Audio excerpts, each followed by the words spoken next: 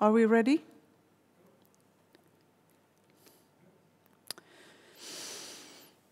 Okay.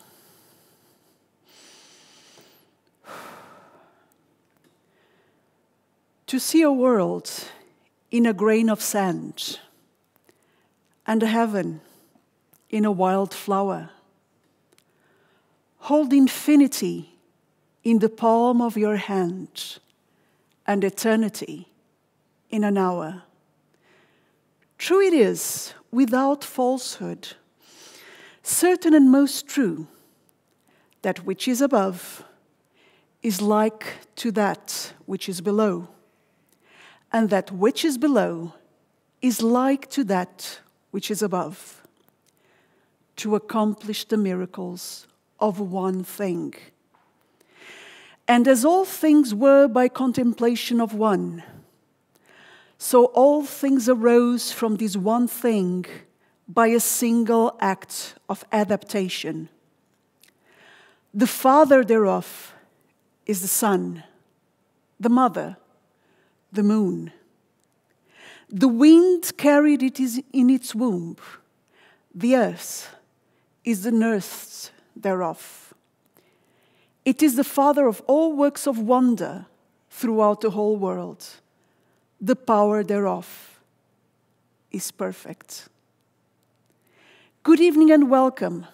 I am Ana Margarida Esteves. I'm Angelo Vermeulen. With these words by William Blake and Hermes Trismegistus, we would like to introduce you the topic of this evening's conversation, which is soil. Often associated with dirt and decay, it is the very foundation of life. By metabolizing the remains of dying beings, it allows for brand new life to emerge. The way it embodies the cyclical nature of life contrasts with the linear logic of industrial society and transhumanism, with its hopes of ever-expanding material progress through the artificial enhancement of living beings, with the purpose of extracting value. We have the honor of being joined this evening by 5 remarkable speakers who, through their work, have been paying close attention to the cyclical and regenerative dynamics of soil. In the first panel, we have Marcus Dietrich, coordinator of the ecology team at Tamara Eco Village in Portugal, Rina Kedem, manager of the Department of Regional Cooperation at the Dead Sea and Arava Science Center in Israel, and Jay Tomt, the co-founder of the Totnes Reconomy Project and an associate lecturer in economics at Plymouth University in the United Kingdom. We're starting our panel with about 1 hour of debate between the speakers. During this period, we kindly ask the public to switch off their cameras and microphones and only switch them back again if they wish to ask a question during the half-an-hour question and answer period that follows the debate. We have a first question to the first 3 speakers. In your work, how do you approach how the quality of the relationships between humans and with their environment impacts the quality of the soil that nourishes us? Rina, would you like to be the first to respond? I'm happy to start. And as this will be a conversation, this is a very rich question. So first of all, good evening to all those joining us live and on Zoom. Thank you for organizing this magnificent event that brings together so many disciplines and worlds together. So I'll say that I see this question with 2 parts. I also want to make sure you hear me well. It looks good? Good, okay. First, I would look to the quality of relationship between, as you mentioned, between humans and soil at this time, and share a little bit how I and we, meaning the partners I work with, how we view this relationship, and then share a little bit about what we actually do in order to create new opportunities for this relationship. So I work on environmental projects with Palestinians, Israelis, and Jordanians in Palestine and Israel and Jordan.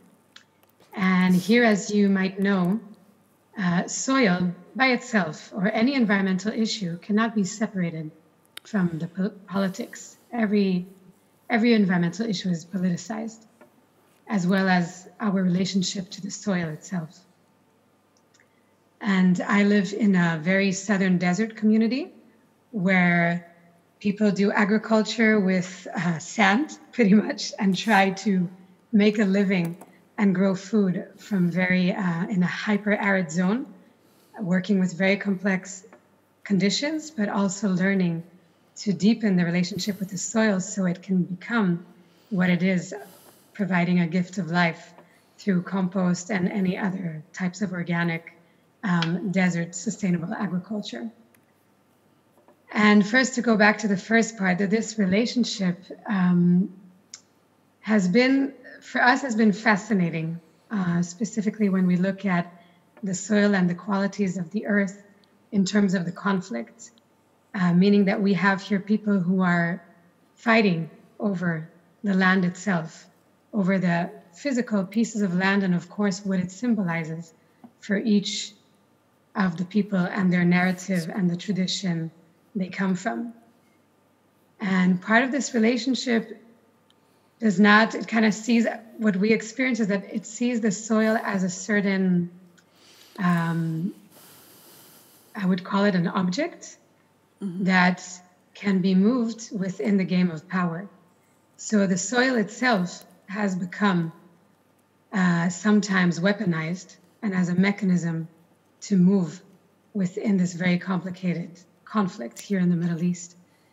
And when we look at this relationship, part of what we see is that people forget sometimes to look at the intrinsic value. There is, here in the Middle East, there is a lot of ecosystem services, for those who are familiar, a way to translate nature into how humans benefit from nature, as a way to qualify and quantify ecosystems and what they bring to life, so humans can actually understand and understand this value and take care and protect it. And the intrinsic value of the soil and its well-being is something that is rarely spoken about here in this context. And the most interesting thing is that everybody fights over this soil, what is called the Holy Land, but there are very, very, I would say, sad behaviors of how people actually treat the soil itself. And the reverence that you spoke about, Anna, in your opening poem that you quoted, I heard from that poem a lot of reverence. And I think this is part of what we are trying to bring back, is having a relationship with the soil itself. Asking, in our case, again, in terms of conflict, or I believe any conflict, is to start developing relationships and asking and seeing the intrinsic value of the health of soil, both with what it brings to human beings and how we completely are dependent on the health and well-being of the soil, but also for the well-being of the systems themselves and their interconnectedness. And how we do this, or how we are trying to create these relationships, we combine environmental cooperation projects. So the way we do it, we work with communities in Palestine, Jordan, and Israel, where the communities themselves are the ones to map the environmental problems and issues in their close environment, in their community. Many of the times it will be, of course, how to produce food sustainably and independently off-grid, especially in the case of Palestinian farmers in Palestine. And other times it would be all of the supporting systems of water and wastewater, biogas, renewable energy through solar energy, etc. But what we're trying to change within this attitude of we map the problems, we actually choose projects and implement them. But now we're also adding in a component of developing the relationship between humans and this that is all around us. And we do it sometimes by asking each other together, what would the soil say if she had a voice? How does the earth itself view this conflict between Palestinians and Israelis? What are the messages the soil has for us? Can we listen? Can we stop for a second our regular human conversation, or in our case, lots of blame and accusations and complications? And can we really listen and not be afraid to be back in relationship with the soil and the earth and the interaction of all the elements through the earth itself? And I'll just share that this work has been very unique. It's not easy here in the Middle East to bring these kind of topics of relationship to the elements, because it could be seen as a separation between academic research as well as a holistic, more spiritual view. And part of our work here is to weave those together and to bring back these also very traditional knowledge that has been of the people of this land for many, many years to their environment, and specifically to the soil. There have been many practices that take care of the integrity of the ecosystem, both in the desert environments and north, and to bring that environmental knowledge back and to give it the honor and respect that it deserves, as well as not being shy about developing this relationship and actually talking about it.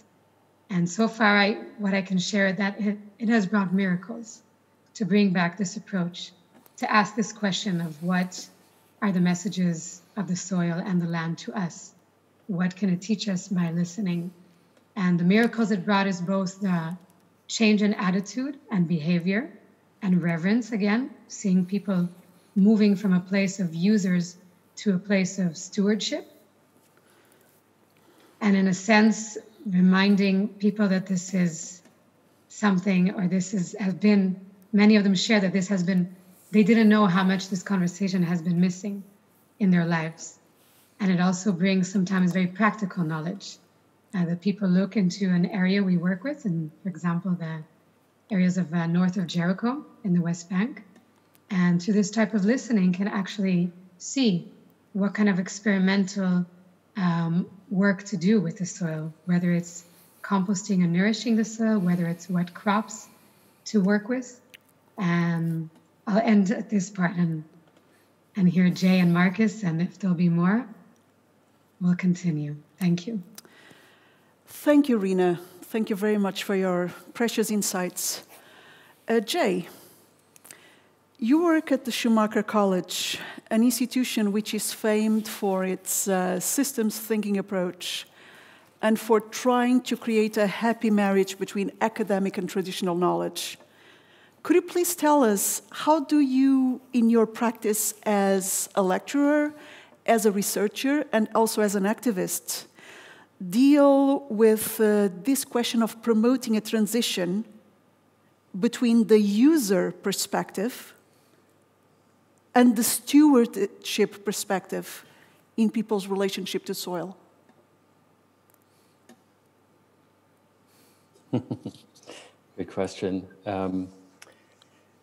I was enthralled by your story, Rita, and hearing about your important work in difficult circumstances. The situation here in Devon is different, I think, given what we're facing in terms of climate change and all the other huge issues. I suppose we're all working in urgent circumstances.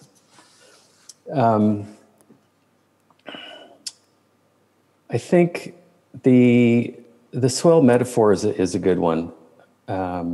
It's something that I've been using for a long time. I've been an activist and an organizer and an entrepreneur, in this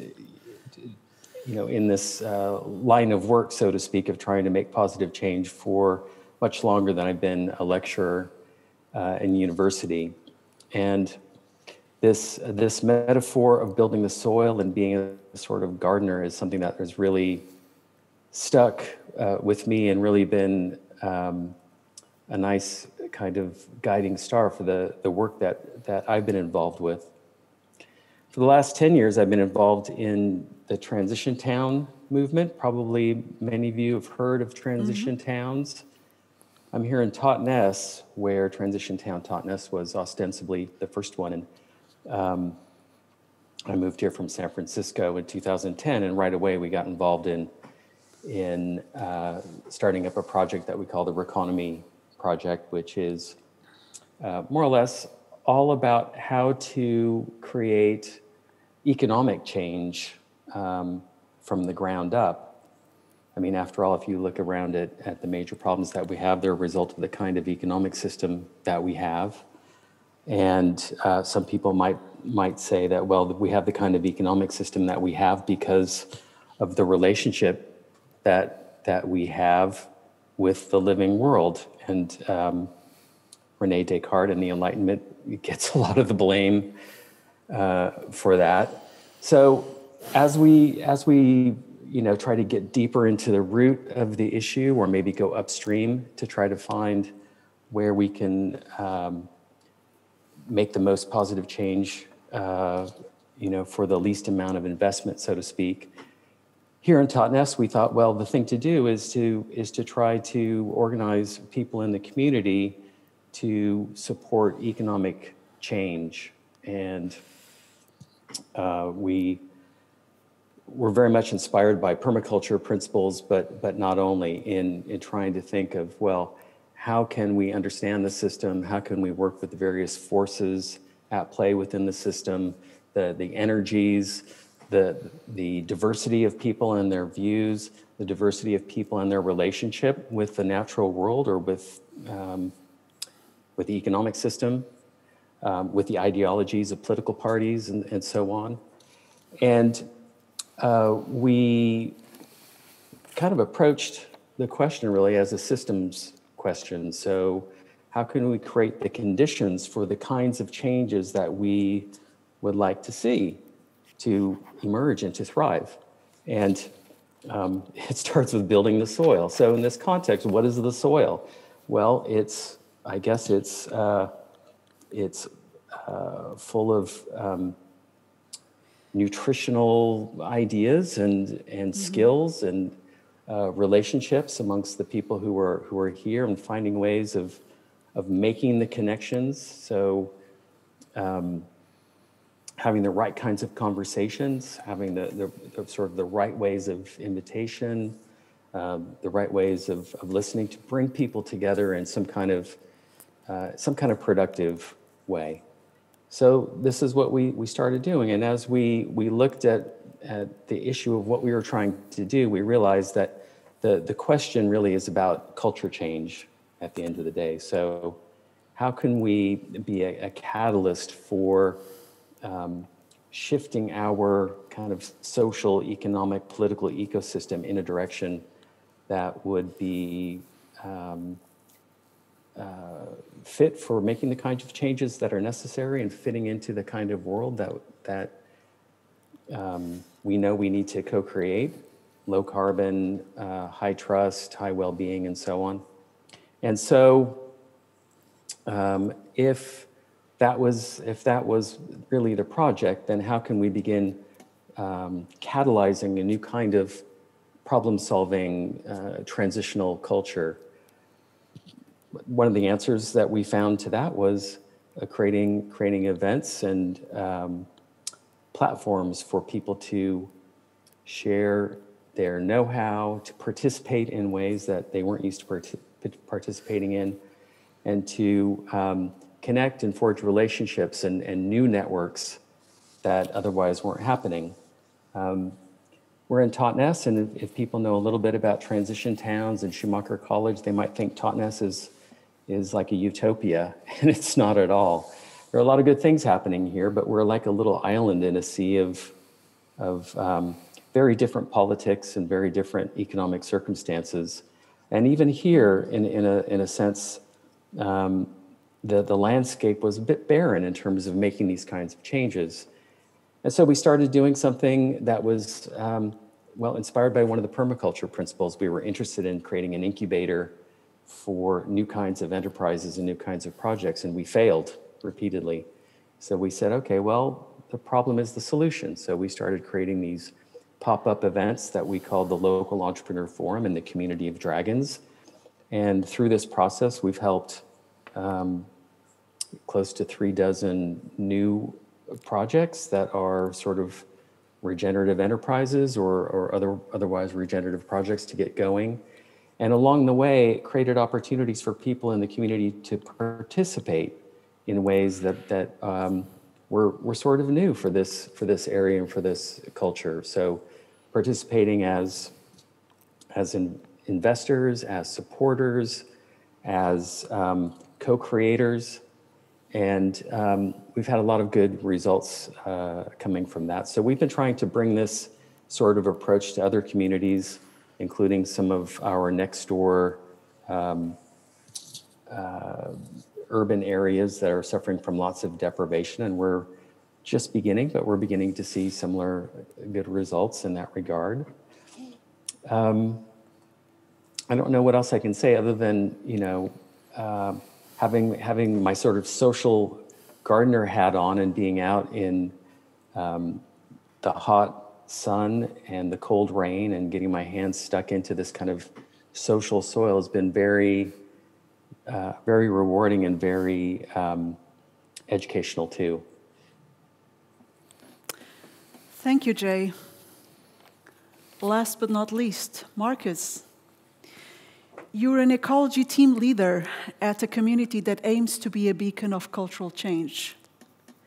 Could you tell us, how do you work with this issue of changing the perspective, changing the paradigm of a relationship between humans and other beings, and between humans and soil, from a place of being an user to a place and an attitude of stewardship?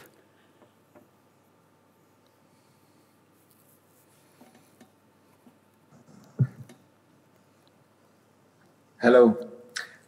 Thank you for the big question and the big stage.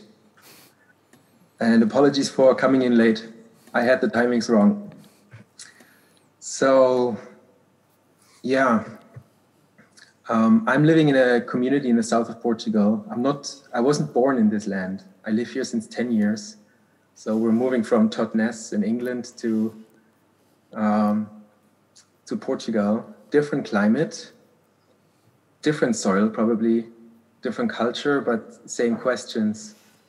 And something I am learning, and I have been learning in the 10 years I've been living here, was in my own search for a meaningful life and taking responsibility for the sources and the resources that are nourishing me and that we are entrusted with for the time we're here. In my own search, this led me to the south of Portugal, to this intentional community, land-based community, which it truly is. And the community of Tamara started out as it was inspired in the late 70s in the students movement, very ambitious young people who said, we want to bring about change and make the world a better place. So let's bring together people who know stuff. Let's bring together experts and see if we combine all that knowledge, something really good should come out of that. And one of their findings was in this revolutionary atmosphere that people after a while couldn't talk to each other anymore, and actually couldn't listen to each other. So I think something that also Rina was pointing out, the importance of having the conversations that we need to have, and giving time for people to listen to each other, but not only that, also for people to listen to what else is here, what's the world that actually sustains me, and that brings us to the soil. And this is a learning process that we are totally in as a community of mostly Western people. A big portion of our community comes from Germany, and only a fraction is actually coming from Portugal. We have some other internationals living with us. And we are working with that question of what does it mean to live here responsibly, taking care of the 154 hectares of our land, and really having the conversations that we need to have. And that's a constant struggle for where do we put our priorities? How do we use our time? How do we use our shared time? Because that is limited. And I can honestly tell you the last 2 years in our community, it's it's a lot of conversations of where are we going to. And I am one of the people in our community who is working and speaking for the relationship to the land and rooting ideas. For example, the idea of sustainable communities, and learning again how to be a tribe, to root this in land. So that's my role in our community. But this is not the only role that's needed. And so it's really complex. Sometimes it's tiring, sometimes it's very inspiring.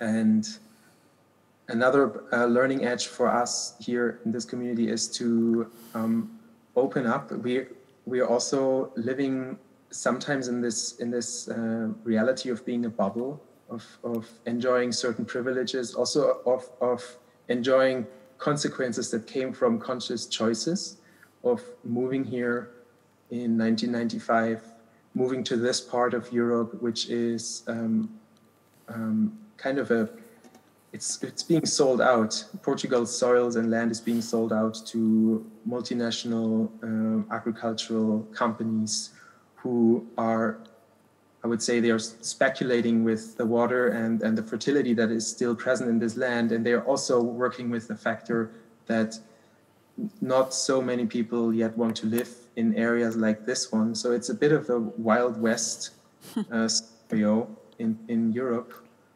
And at the same time, what we also see happening, at least the time I have been living here, is that more and more people are moving into this countryside, moving into this seemingly, like it's not very densely populated here. And so there's a lot of space and a lot of opportunity. And there's also competing interests for what to do with soil, what to do with land, and how to be in a responsible way. And we are working on being a model for a sustainable and engaged way of living with land and stewarding land. And there's a lot for us to learn. And I am also very grateful for the choices that have led me here and the choices that were taken before to make this all possible. And yeah, I can say right next door we have a big, we have eucalyptus industry. I remember a Portuguese person years ago said, Europe is wiping its ass with our soils. Because eucalyptus is grown in Portugal to produce the toilet paper for Europe, which in itself isn't a bad thing, and it meets an essential need. It's more about how are things being done, and how are we using the resources? Are we working with monoculture and an extracting mindset? Are we mining, or are we growing, and are we tending to? These are different attitudes, and out of these different attitudes and come different questions and a different way of life. And so we're walking on this edge, and yeah, that's where I am, and that's what we're working in. Thank you, Marcus. Angelo, I guess you have a question to the speakers as well? Yes, I actually have a number of questions, but I'll try to not to overdo it. The first question is really coming from the arts. I'm a scientist and a visual artist. I'm one of the co-founders of the SEADS collective, and the work you see here is our latest work, the Biomodd project here in Bruges. And so I thought it would be interesting to start with a question about the arts. It's basically, do you have any specific experiences of working with artists within your practice, within your projects? Could you illustrate that? Could you share some of those experiences? And also, what do you think are the benefits of being inclusive towards the arts in general? I think that, especially for a lot of young artists, that might be very interesting. And maybe, who knows, they might join you at a certain point. So we'd love to hear your experiences. Maybe we start once again with Rina. Yeah, wonderful question. Just today, actually, I came from having a conversation with a friend who's also a colleague, a video artist, who was starting to imagine what she could do on one of our projects, which I shared very quickly about, a community in the north of Jericho, creating an environmental neighborhood in Palestine, and a new community also working with agriculture. So I would say, and there I told her, listen, I have to admit that in our work, so many times we have kind of I don't know if to call it a survival mechanism, but sometimes we're very focused on the environmental outcomes and the social, financial, political situation that honestly, we forget sometimes the power of art to deliver messages. And at the same time, I have had experiences of friends and colleagues who have been capturing this work, especially actually through photography of stills photography and graffiti work, and delivering these kind of social, environmental, political messages in very, very potent ways. And I also have to say that in the local community here of Israelis and Palestinians, I feel like sometimes the artistic expression could be seen as a bit of a privilege, because I work with communities in a very social geographic periphery many times, and economic peripheries. So what we're trying to do is bring back, when we do combine arts in our projects, we do it when the participants ask for it, then we do it in a way that links all of these issues together. And taking our work, I think our struggle, our challenges, is to bring the arts as an expression of culture and as messages, and not to be seen necessarily as a privilege.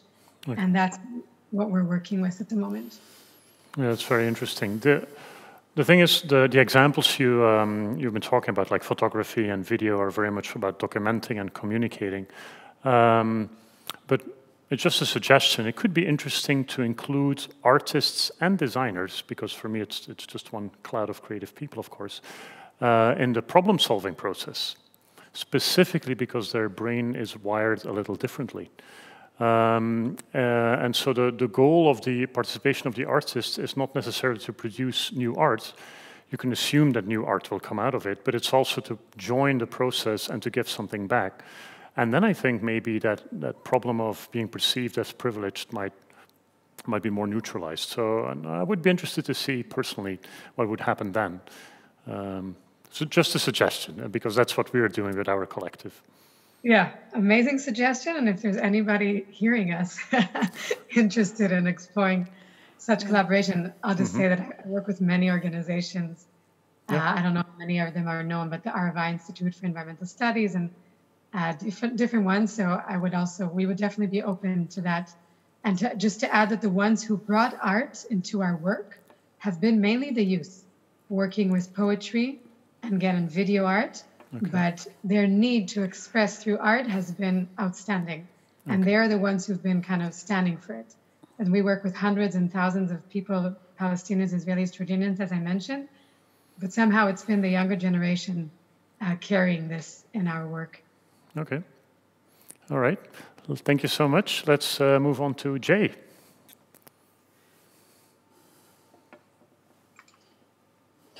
Thanks. That's a really great question. And in fact, when I first arrived in Tijdens about 10 years ago and just was getting started with the economy project, an artist pulled me aside and said, "Hey, what about the arts?"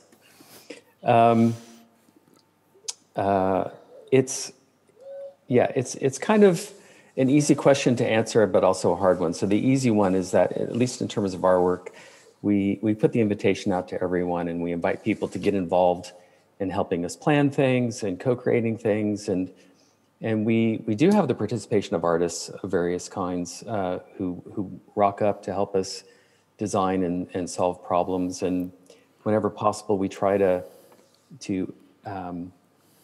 put shine a light on them and their work at various events that we do.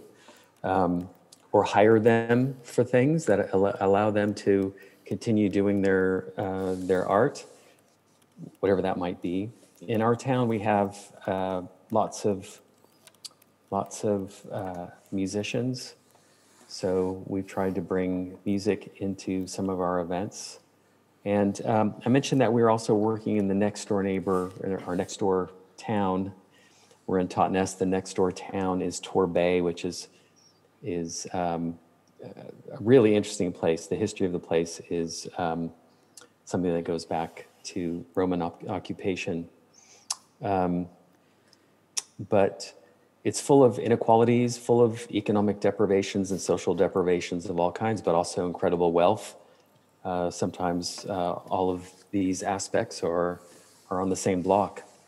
But over the last couple of years, lots of things have been happening there, and a lot of it's been art-driven. And in our own work there, we're working with about a half dozen arts-based social enterprises who are using art to solve social problems, or are otherwise bringing art into the communities of various kinds, music, theater, that sort of thing. I think it's an important facet for holistic change. So, good question. All right. And can you give a very specific example beyond of something that you thought was really catalyzed by an artist or an artist group, or a particular performance, or?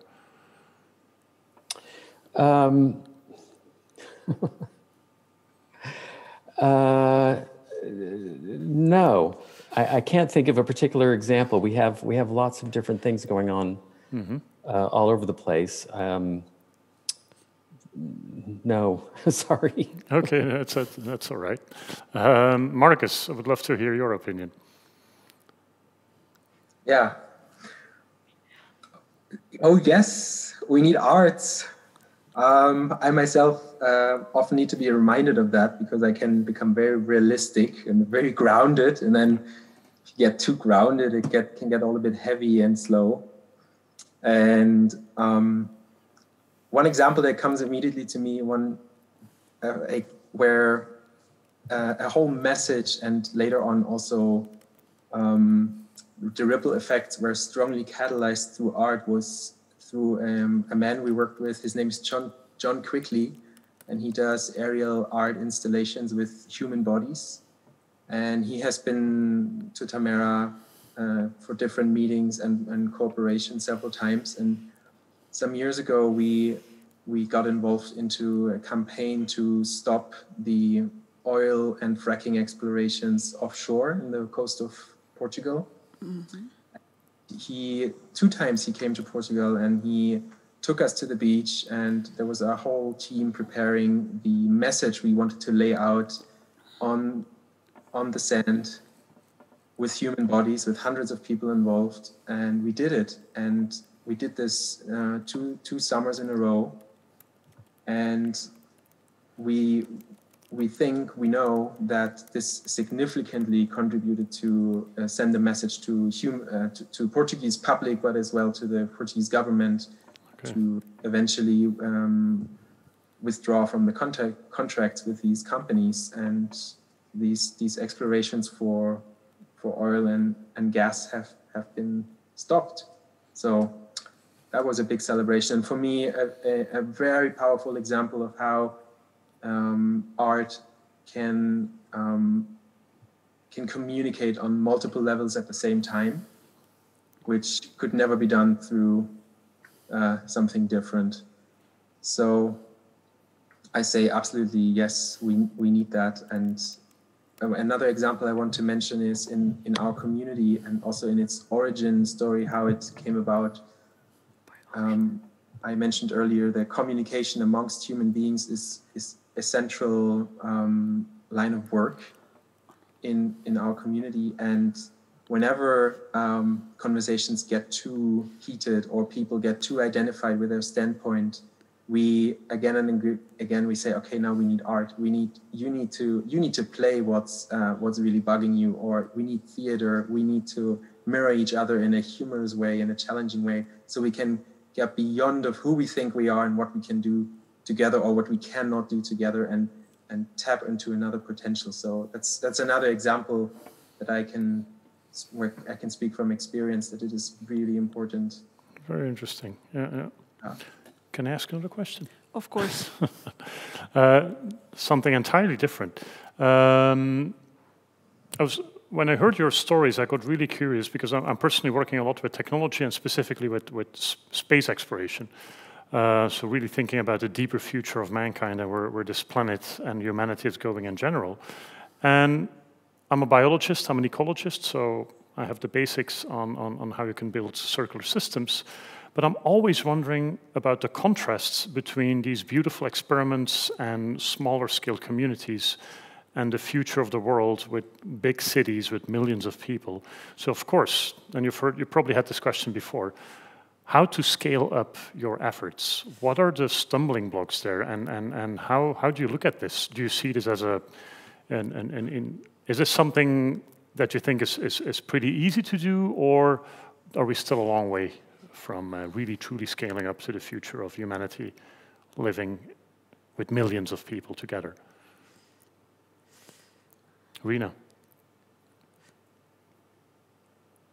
I was about to say that someone else can start on this question, and I'll take another moment to think.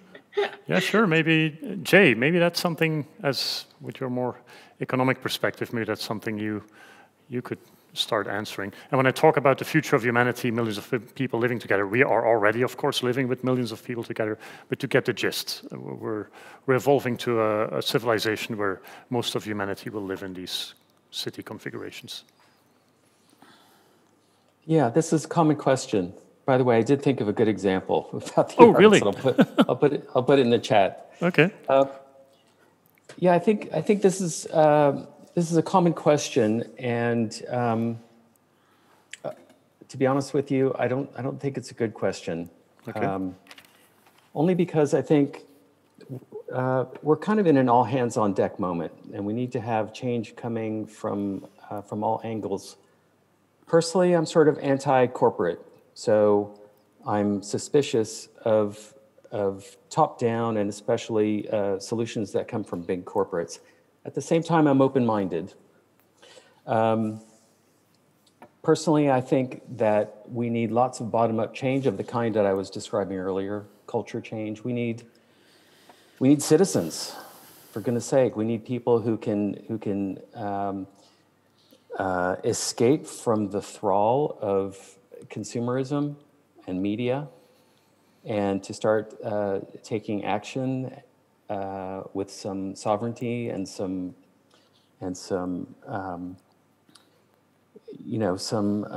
spirit, some fire in the belly to make things happen, make things happen fairly, with justice and with participation. So, democratic citizens, and we need to do it while we can. And so for me, this isn't a question of scaling up, but maybe a question of scaling out and working through networks and other means to activate people and to link the various threads of this movement in the kinds of ways that will enliven the bigger patterns of change. So I'm much more interested in how that happens, and from the perspective of economics and economic thinkers, I'm really drawn personally to the complexity economists and those economists who focus on the role of networks, focus on the role of open collaboration and open innovation. So Mariana Mazzucato is my favorite person to quote at this point. But she's not the only thinker who is putting forward these kinds of ideas. I'm also quite interested in the work of Cesar Hidalgo and Ricardo Hausmann from Harvard, who put quite a lot of emphasis on know-how and spreading know-how. And so in terms of that spreading out, I think it's that kind of spreading out that needs to happen, which implies, again, working through networks, but it also implies re-engineering or not re-engineering, but reinventing education. Yeah. So basically, what I hear is that scaling up is not really an issue. It's more about changing the attitude and beliefs of people, and then within the existing larger structures, things will change. If you motivate people from the ground up, they will start changing those larger structures. Is that it? Or are you more of a revolutionary kind of person where you would just first take away the top and then start from the ground up? Because how do we go about this? How do we move forward, removing those corporate interests and those strong forces? Well, there's no easy, simple answer. Mm-hmm. So I think, as I said at the beginning, I think it's all hands on deck. So we need lots of different things. I think the bottom up is very important. Mm-hmm. We need people who are engaged in politics and engaged in social and civic life. I think without that, we're going to have change imposed upon us by those people who have the power, which would be the big corporates and other interests. So, with regard to my reference to complexity, I think working through networks and working in ways that are bottom up, in ways that can link with top down, I think we stand a chance of scaling out, in terms of positive cascade effects of not just ideas and attitudes, but actual real practices of what people are actually doing on the ground. Yeah. I think we have, we've got loads of good ideas. We're not short of good ideas. We need people actually implementing those ideas. Exactly. Yeah. Everywhere. Yeah. All right. Thank you so much. Marcus, I see you nodding.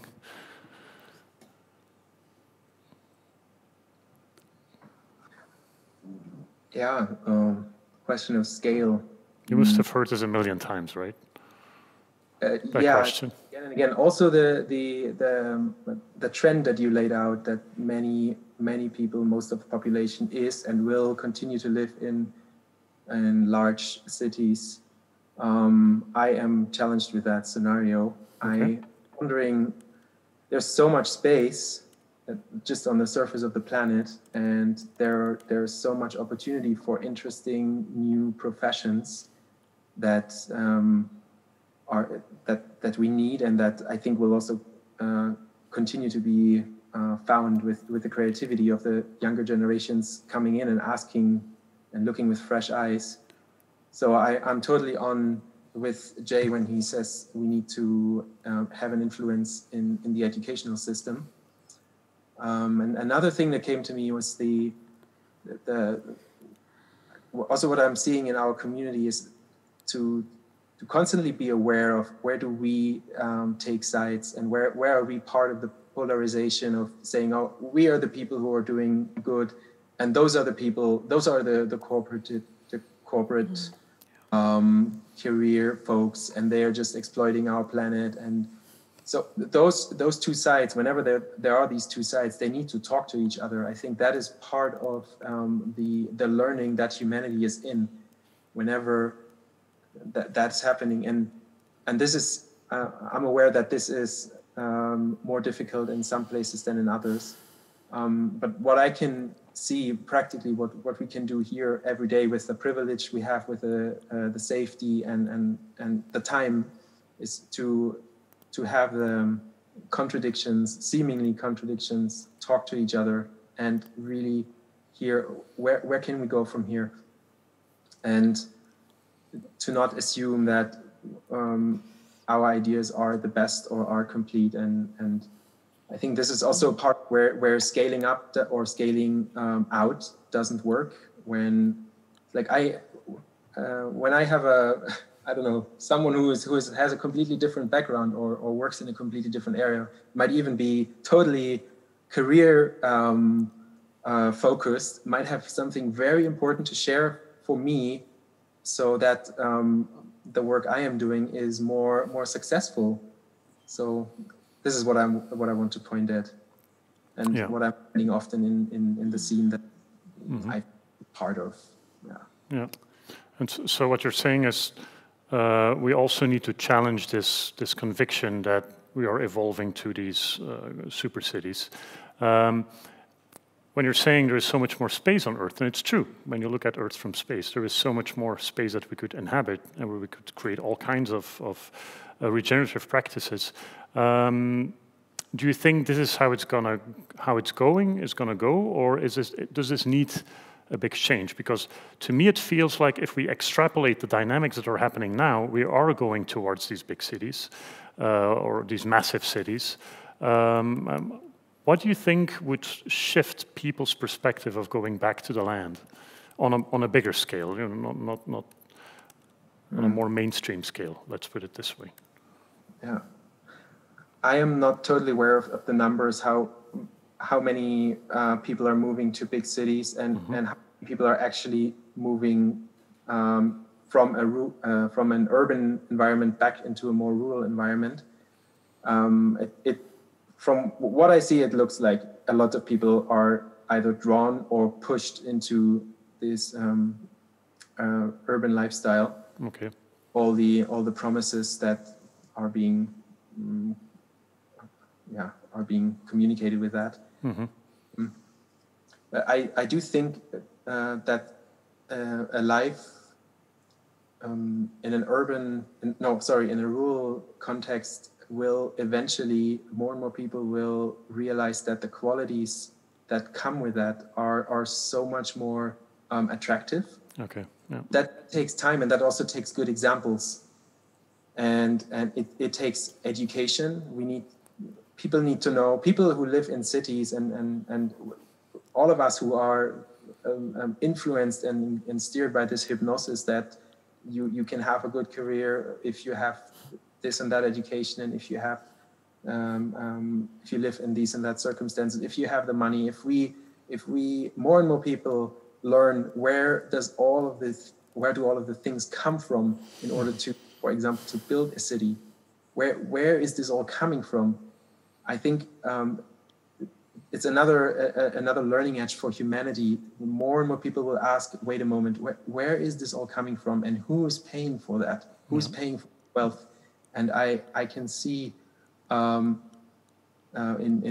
my lifetime that more and more people will ask this question and will have wake-up moments and will seek for a different way.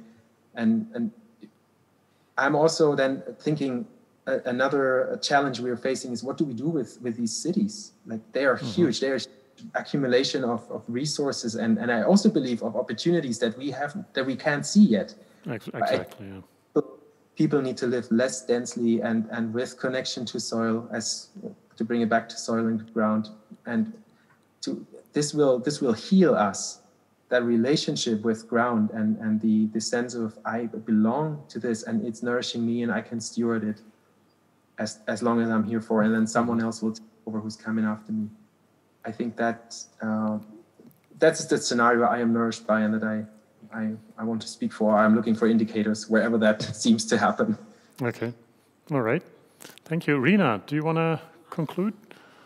Yeah, I'll bring in a few more points. And as you said, this is a question that is often asked.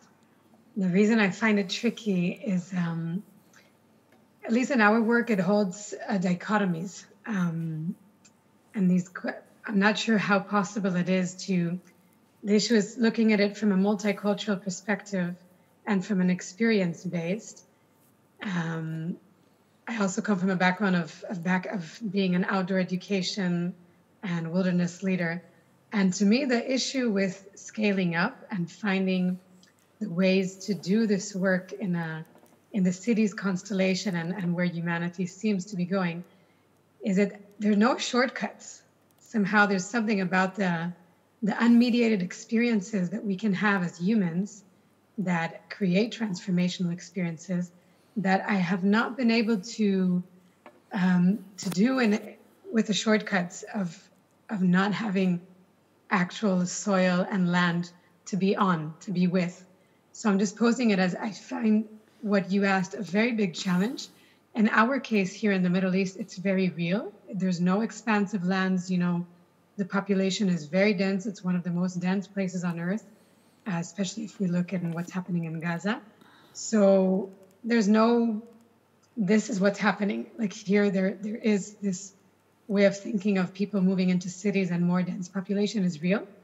And therefore, I would say also that I wouldn't say it's about scaling up. I would call also what I heard here from both of you, from all of you actually, is I would call it scaling in.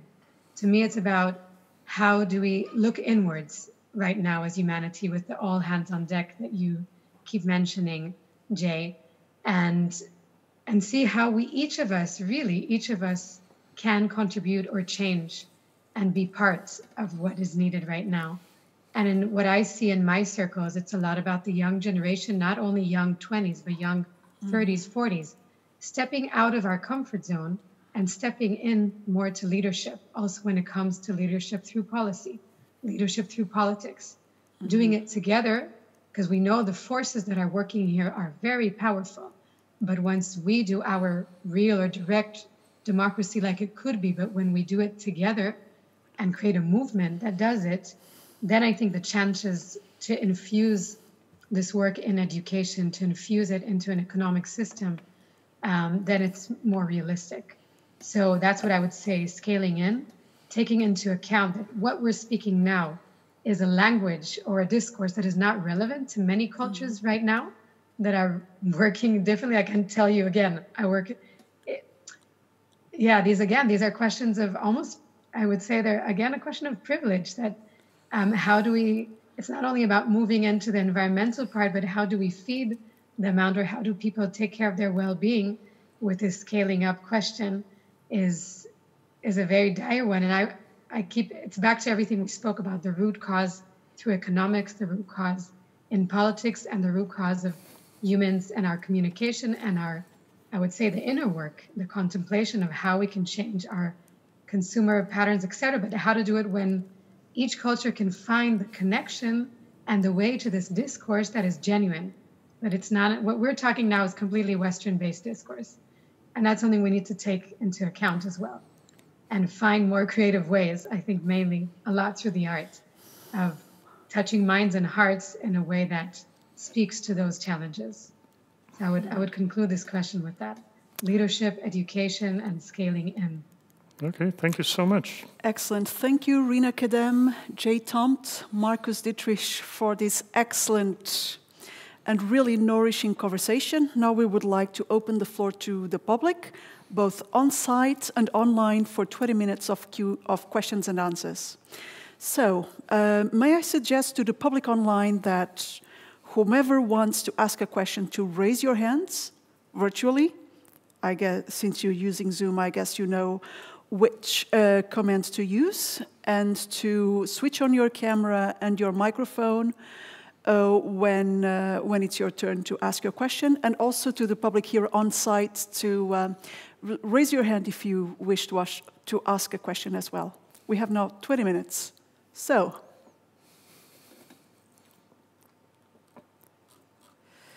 who would like to be first? I have a question here by Van Kloster.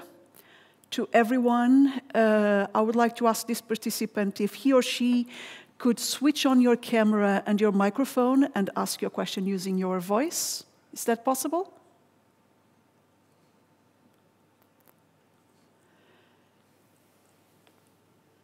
Okay. Yep.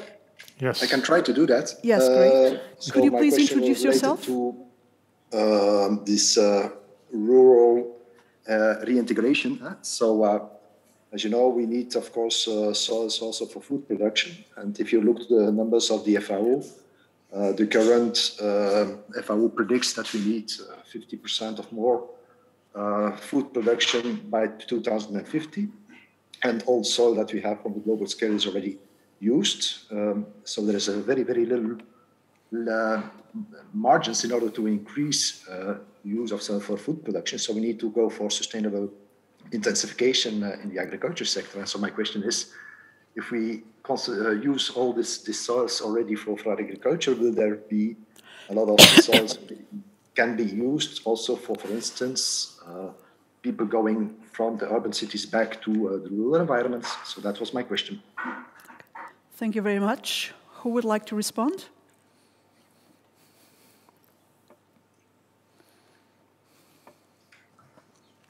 Marcus? Yeah. So, yeah, good challenge. One thing that comes immediately to my mind is that we can build soil and fertility through closing cycles, and there's a lot of good ideas around. I think there are less. These ideas are not totally applied everywhere yet, but I want to say that if that's the prospect, that all the soils are already being used, then we need to look at how can we build more. And I know from experience that we can do that. And I'm totally with that. We can grow more food on the areas that are currently being used. We can grow better quality, and we can have more people, as I said earlier, with really interesting professions being involved in this whole sector.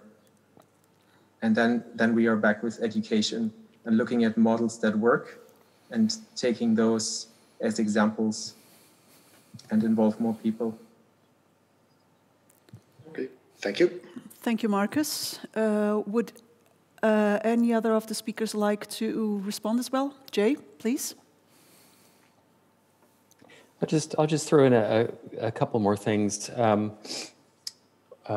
One, I think, is that there are some really big issues at play behind this question, or at least behind the possible answers to this question. One is land ownership and land use. I'm in Great Britain at the moment, and a huge proportion of the land is owned by the aristocracy, or the former aristocracy, the current aristocracy, the royals, and the church and other big landholders. And much of that land is not being used for the production of food in ways that would be intensive and regenerative. And part of the issue there are the economic incentives. At the moment, there's a lot of farmland that's being sold for houses in this country. So those are, I think, some of the root issues to be dealt with. In Great Britain, we import about half of the food that we consume. So the ways in which food is traded globally is another issue. So to me, this comes back to education, but also it comes back to politics and shifting these power relationships. Mm-hmm. Rina, would you like to add anything? I'll try to add shortly, because I would love to hear more questions. I would just add that it's definitely about improving the existing agricultural practices and production. It's about undermining or recreating what is nourishment and what is the best use of this. That we have the soil that we have, how can we use it for the healthiest food, and how can we redesign what we call food security, which is now, as we know, very much based on, as well as the meat industry. So there's a lot of changes that need to happen. And I would say also, with what you mentioned about the rural environment or exodus, it's also about bringing agriculture as a way of celebrating culture. Like when it's done, part of making agriculture sustainable is the relationship of communities, and not only I'm also living in a place called an eco community, etc., but not just keeping that relationship to these small communities, but actually bringing people outdoors to the agricultural areas and being part of this process again, reliving it, so then people both appreciate it more, understand the cycle of how it works, and spend time outside with the soil and with their own food. So I would just add those components as well. Mm-hmm. Thank you for the question. I have a little remark on that as well. I have friends in Puerto Rico, and they explained to me, I've never been there, but they explained to me that actually the land there is a perfect place to grow food. But through American politics, pretty much all the food is imported there, which is a very lopsided situation, very unhealthy and frustrating situation. But what happened is that the knowledge is gone. Even if people wanted to grow food there, nobody knows how to do it anymore. The generation that still knew how to do it is gone. So we actually come back to one of the issues that all three of you raised. It's the importance of education and spreading knowledge. So I think to me, it becomes more and more clear that knowledge and education is first and foremost really crucial here. And it's also in the experiments that we, for example, set up with our SEADS collective, where we build small prototypes to grow food, for example, without soil, hydroponics and aquaponics systems. And we introduce it to new locations, and then the people in those new locations, they transform the ideas and they give something back to us. And it's this exchange of knowledge which is really key in inventing new ways and this rediscovering old ways of growing food. That's just what I wanted to add. Thank you, Angelo. We have here a remark by Ans Rossi, who introduces herself as an educational ecologist. Ans, would you like to present your remark to the public by switching on your camera and microphone? Yes, thank you very much. Can you see me? Hold on just a moment. Yes, I can. Yes, okay. Great. Thank you very much. Yes, indeed. I'm just going to try to pin your screen. A huge potential to actually look at education from a different point of view, and particularly in the Nordic countries, I would say, and the German-speaking countries in Europe. You have farms where education takes place. And it's not only in primary school, but also in secondary school. That's why I indicated 2 publications. I did one for ARC 2020, which is a European platform also for a different type of agriculture, and in Mo magazine, because I'm Dutch myself originally. And I really see a lack. I work currently as a volunteer in a non-profit organization that gives education to children and youngsters on nature and environment. And they have a farm, which is a city farm here in Brussels. Unfortunately, that is a kind of a limited situation, because 3 times a year children come to visit the farm, but that's not enough. We need to, and I've seen this in Germany and Austria, we need to connect children on a weekly basis at least to farms, to learn and also be in touch with the animals, because animals, it has shown research that children become more emotionally intelligent and connected to life and to the planet again when they deal with animals, because obviously animals you cannot only talk to, you need a different type of communication, and that develops their emotional intelligence, their motor skills are better developed, their physical health, literally bacteria, being in touch with different bacteria is fundamental for our health.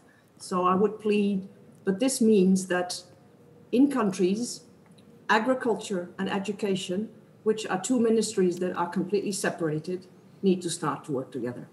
Mm-hmm.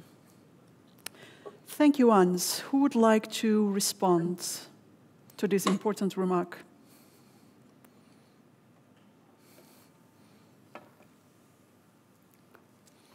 Rina? I could just say I highly agree. And we've seen here where I live, there's many programs where kids, these kind of educational farms, and both science and research. And there's lots of engagement on a weekly basis, and we see what you're talking about. And the question would be how to make this widespread part of educational curriculum worldwide, and not only where it's up to very specific individuals to create those curriculums. So I couldn't agree more. I think it's exciting to think about the relationship of education and food growing and how to bring these 2 back together. I find it fascinating and exciting. And when I see it's being done, then the children respond very well to it. So that's all I'll add for that. I think the proof is there. It's only that we need, because it's also about financial issues. Obviously, it's about multifunctional models for farmers as well, to have a social role, because it's not children, it's also social farming, for instance. So you need new financial models. So you need to get together the social security systems, insurance, health insurance, ministries of agriculture and education on board. So you need new models to work together. I think there is still a huge challenge because the thinking within agriculture, they're in their little silos. education, well, we know education we have currently, I'm sorry to say, but it's just a production model to get employers for the current neoliberal market, which has nothing to do, unfortunately, with the education, the Bildung, as the Germans have this in their point of view. So there is still and UNESCO, fortunately, with the whole agenda on the sustainable development in education, is pushing it. So slowly, mindset starts to change, but I think there is still a lot we can do and a lot better. This is what I'm really pleading for. But we need to work together, and this is nice because you also get on new green jobs. It's also about city agriculture. It's not just the farms and the countryside. It is rethinking green jobs, green lives, and how can we integrate and be more multidimensional and multifunctional. Thank you very much, Ans Rossi. We have a comment here online by Gerlinde de Dijn. I would like to invite Gerlinde also to switch on her camera and microphone and talk about the artwork that she refers here in her comment. And after Gerlinde, it's time to pass on the talking stick to the on-site public. I already saw at least one hand raising up. Gerlinde, please. Now the floor is yours. Well, thank you. Well, maybe first of all, I should say that I'm a teacher at Wageningen University, but I also do collaborate with artists, well, specifically Wim van Egmond in this case, because we started making time-lapse movies of all a wide range of life in soil.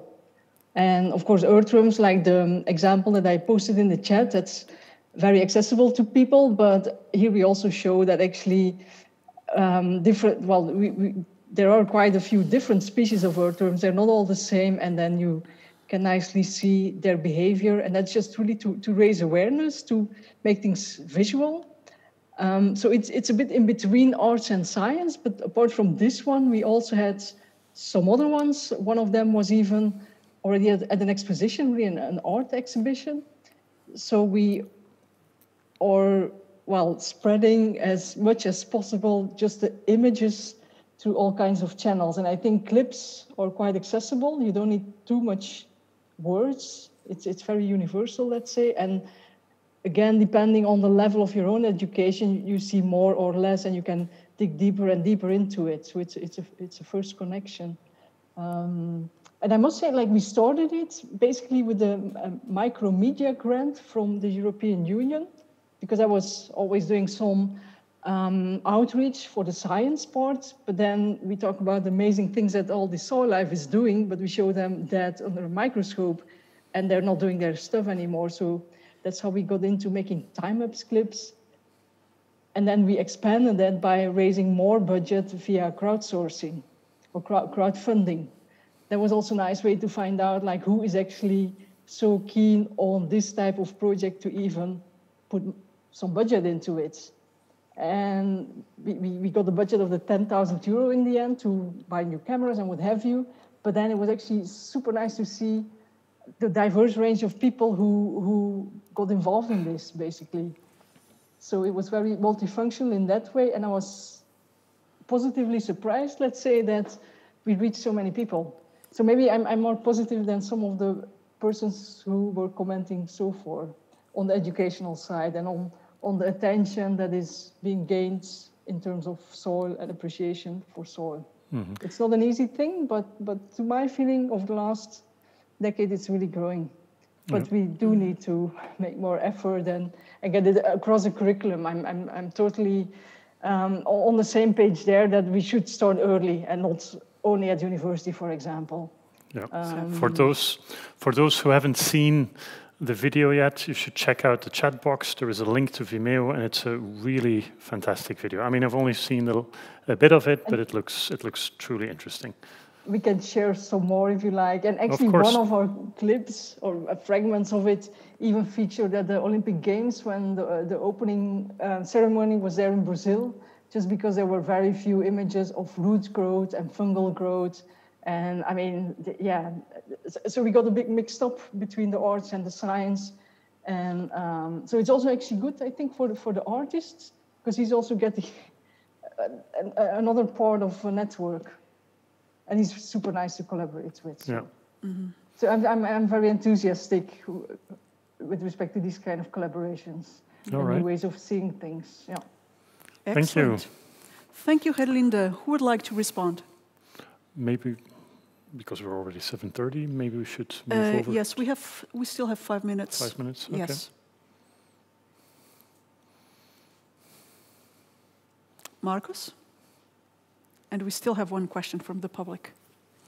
Yeah, I haven't seen the clip, but yes, we are in the conversation around education and arts, and I can just say, good work. And one of the lines of work that we need to stick with. So thank you for putting it in, and thank you for reaching out to the younger ones who are coming with all their questions, and they're asking how is the world, why is the world how it is, and how could it be?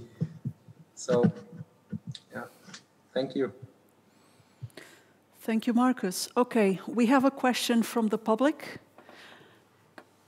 Would you mind coming forward to this part of the room and introducing yourself? Yes, it could be. Good afternoon. Good afternoon. So I'm Sarah. I'm also a soil scientist. Could you move a little bit closer, please? Here? Yes. Yeah. And I'm working also on agroecosystems as in agricultural setting, let's say. And I think in recent years we are realizing as scientists that we need to connect also with local knowledge as in agroecosystem to optimize them to become more sustainable. But my question as a researcher is I'm very keen on doing that. I'm also very keen on working with the arts.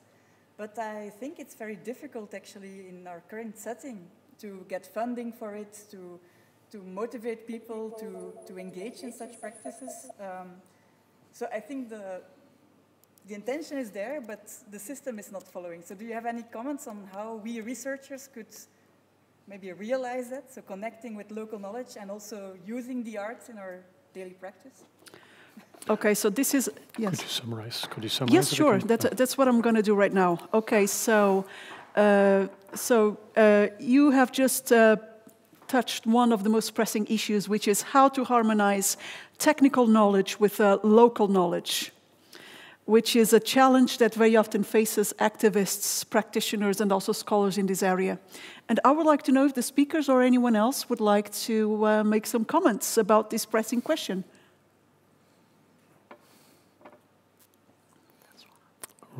Rina raised her hand, I think, right? Yes, and Jay as well. And everybody. And Marcus is also nodding his head, so he might be brewing some ideas. So, Jay?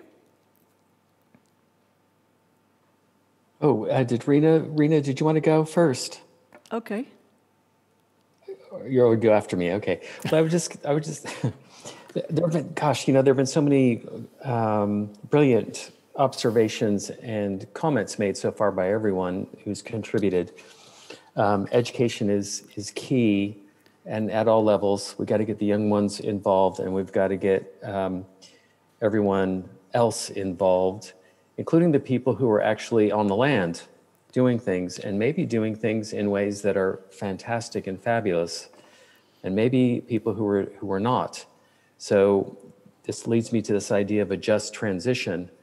And incidentally, with my Schumacher cohort, one of the group projects worked with a local farmer who was facing just such a transition. He'd been on the land for 30 or 40 years, and he had basically followed all of the best practices from the industrial farming, canon, so to speak, and depleted the soil, and ended up becoming a subsidy farmer, so existing on the subsidies from the Common Agricultural Policy. And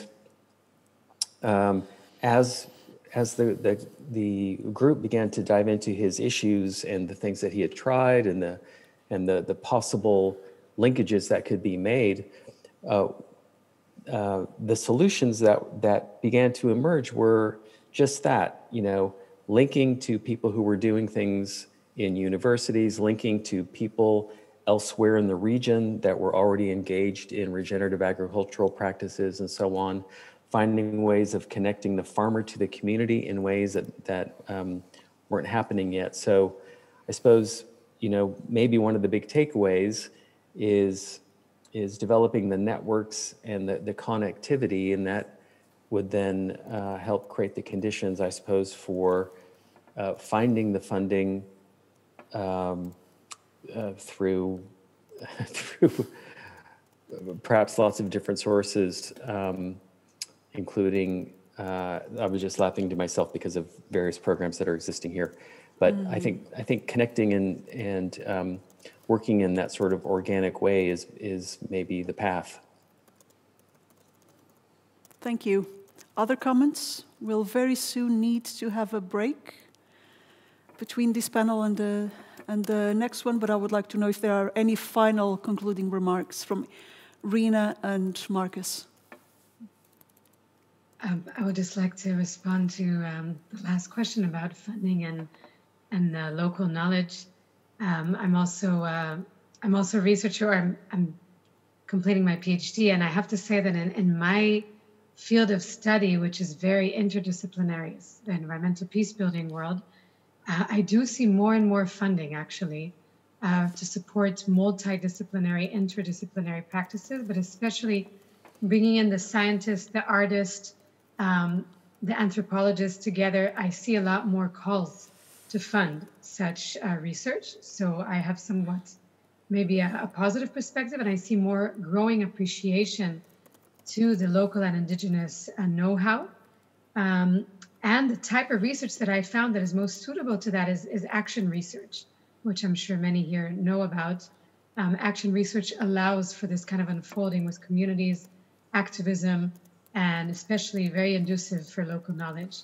I was seeing in the chat questions about crowdfunding or not, but yeah, from my experience, there is definitely a growing attention and understanding, but it's both governmental, international foundations, and sometimes also research that are both research and governmental.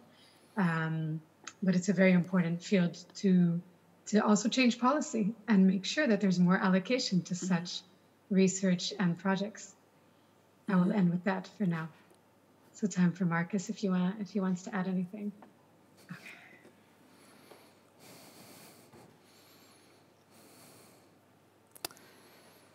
Okay, so thank you, a big and heartfelt thank you to everyone who participated in this first panel, to the speakers, and also to the on-site public. We went a little bit over time, but it's because the debate was really, really enriching. We'll now have a 10 minutes break, and we will, or well, less than 10 minutes, and we will be back online at 19:45 Brussels time, 18:45 Lisbon time for the second panel. Looking forward to seeing you then. See you in about 7 minutes. Thank you. Thank you to the speakers. Thank you so much.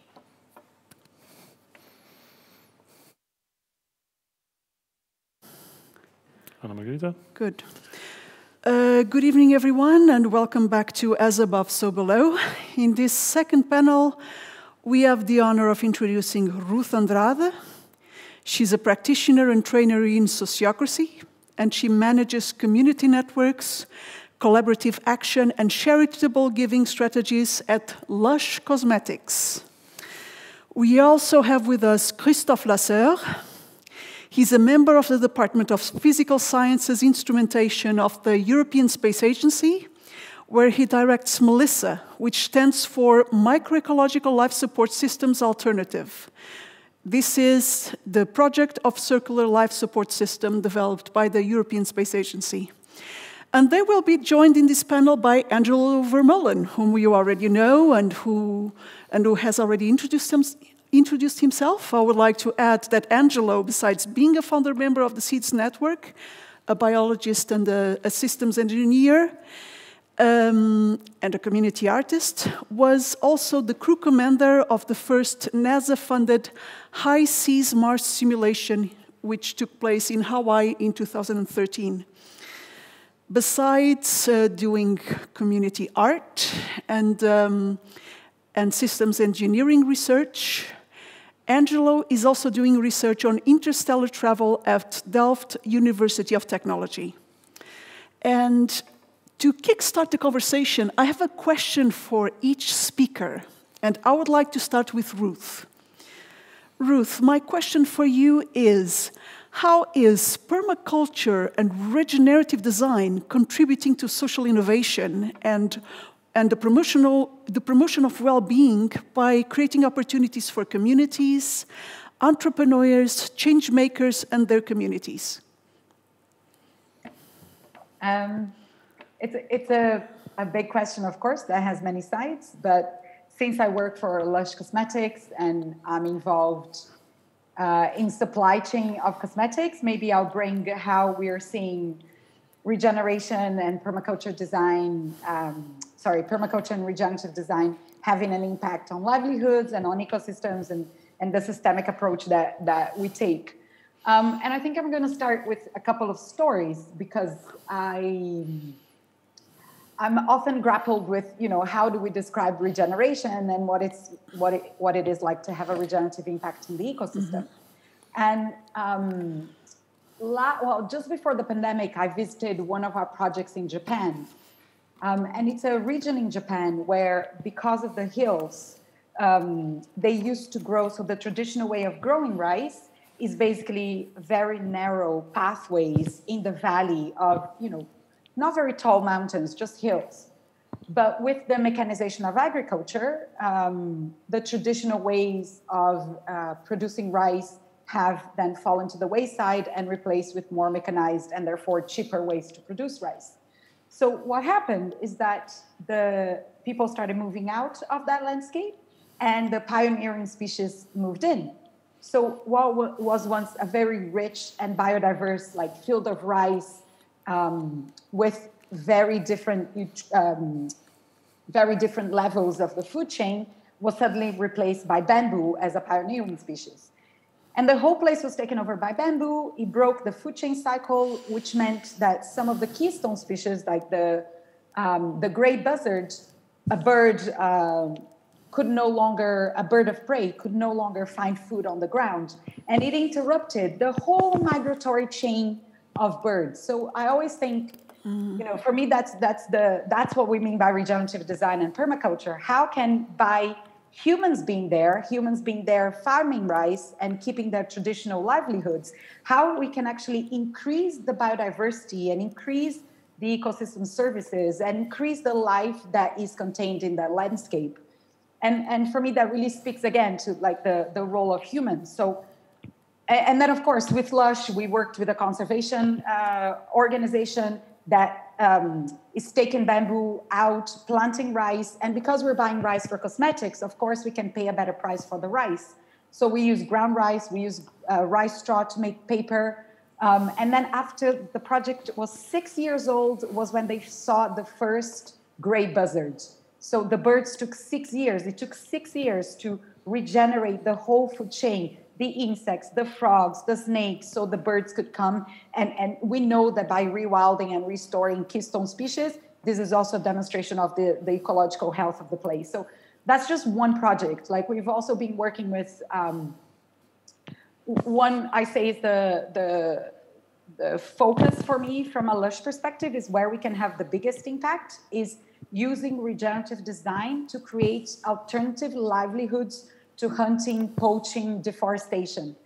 So we also strategically work on the buffer zones on some key priority habitats like the Amazon or the Gola National Forest in Sierra Leone or the Losse ecosystem in Sumatra. And by working with cosmetics ingredients, we can say, look, there is an alternative to poaching and deforestation. How can we regenerate the economic systems through permaculture and regenerative design? So we're also protecting and conserving what I call the healthy and mature ecosystems. So yeah, I can give you, we even created a Google map that has a biodiversity trail with all the projects, from salt pans that we have also mapped the migratory route of certain birds, and we buy ingredients for strategic points within that migration route to ensure that birds again can keep and find food and not be shut down. So yeah, that's the kind of systemic way of looking at livelihoods, business, economy, ecology, conservation, all within a regenerative design framework. Mm-hmm. What I find interesting, Ruth, is that Lush Cosmetics is a private company. It is a capitalist company. However, it seems to have a different approach to efficiency and value maximization than the mainstream corporate enterprises. Could you please explain to us what is at the core of the corporate strategy, or better, of the market strategy of Lush, and of how you manage your resources? How does Lush approach efficiency and value maximization and profit? Because it's a for-profit company, that's for sure. Yeah. I think we're privately owned and 10% owned by staff. Mm-hmm. So we're not on the stock exchange, and therefore there isn't a huge pressure of stakeholders to constantly be making, decisions that maximize profit. I think part of it, of course, comes from having founders that were animal rights activists and environmental activists and really engaged in conservation, and also really engaged in the transport movement in the UK. And then Mark Constantine, who's one of the founders, he always says that his best strategy is to hire activists. So he hires the people that are really passionate about those issues. So, it's people like me and others that are making those decisions. And of course, we're making decisions that are not just coming from a profit mindset. So I think that hiring the talent based on the people who are passionate about these issues is super interesting. And the other, I think, a lot of, we can already see the business being impacted by the loss of ecosystem services. So we can already see our raw material supply chain being impacted by long droughts, by tornadoes. We visited, I think it was 2006 or 7, just after there had been the major tsunami that really destroyed Indonesia, Sri Lanka, and parts of East Asia. And that first-hand experience of just seeing the destruction and then monoculture palm, it's and to know that we are complicit with that level of ecosystem destruction and lack of resilience, because that's it. When incidents come and when climate change, extreme weather events happen, the less we reduce diversity of crops, or the less we reduce the diversity of economy, or the less we reduce human diversity, the less resilient communities are. So to even think that we're complicit with that level of destruction created so much internal change. And then educating people. And once you see things, you can't unsee them. So we always bring our suppliers, so we get firsthand information. We visit the places so we can see places firsthand. And then how do you make a decision to, once you build relationship to place and people, how can you make a decision to harm them? So I think that has been the strategy. And then of course, we make less profit than we probably could make, and we give more money than it would be, commercially sane thing to do. But yeah, it's also, without that, there is no future, so there is no business. And if we're here for the long term, if we want to be a business that is 100 years old, we need to have a future, and we depend on a healthy nature to provide raw materials. It also makes total economic sense to think this way. So can we say that Lush Cosmetics factors externalities and synergies into its balance sheet? Yeah, we're trying to do that more deliberately by also trying to do what's the cost of carbon setting for raw material, and how can we connect it to the cost of goods. But that's a new thing, because there's also this idea that if we begin to assign value to all the gifts that we get from nature, then we're also capitalizing and commodifying every single aspect of nature. We've already commodified the atmosphere by creating carbon accounting. are we going to commodify biodiversity now and start, adding the cost of biodiversity to the balance sheet? It's basically saying that life has a price. So we're always within those two things. But the way we've done this is by creating budgets. So, for example, the buying team has a budget for regeneration and making sure that we are paying a fair price for the raw materials and making sure that we're co-funding, projects that will have other benefits to the communities besides just providing raw materials. Excellent. Thank you so much, Ruth. The next question is for Christophe Lasseur. The European Space Agency runs programs that are highly relevant for solving terrestrial issues, right? Could you tell us about them? Well, it's going to be a bit of a difficulty to review all the activity of ESA who have terrestrial interest. Over the last years, the mandate of ESA has clearly evolved to become a service for the European citizen. Yeah? So a large number of ESA activities, so for example in Earth observation, in exploration, in communication, are now becoming service for terrestrial, let's say, individuals, yeah, and companies as well. And we are even starting activity to enhance the transfer of know-how and of services for the Europeans. I just would like to take some example. For example, in Earth observation, now we have services which are used for agriculture to be able to, let's say, reduce the quantity of pesticide. You are able to drive mechanical activity with a very good accuracy. We can determine the quality of the soil in order to avoid, for example, pesticide where there is a lot of rocks. We have activities as well which are devoted to the biomass determination in order to be sure that the harvest will be done at the proper time. So that's, for example, for agriculture. We have as well activity to detect flooding and to detect surfaces, to follow pollutions, to predict, of course, meteorology. That's an obvious example. Very recently, I was involved as well of activity with drones, to pilot an escadrille of drones which are able to service islands which are a bit isolated in terms of, for example, pharmaceutical drug which cannot be transferred due to the storm, and the ferry cannot fly, and they can do it with drone, but this drone has to be harmonized. There is as well activity to follow containers, the big containers which are transporting all over Europe, what is the status of this container, where are they located, and so on. That's mainly for Earth observation. Yeah. But we have as well, in the world of exploration, when we are preparing ourselves to explore the universe, activity which are, you will see clearly, linked to the challenge that we are facing on Earth on a daily basis.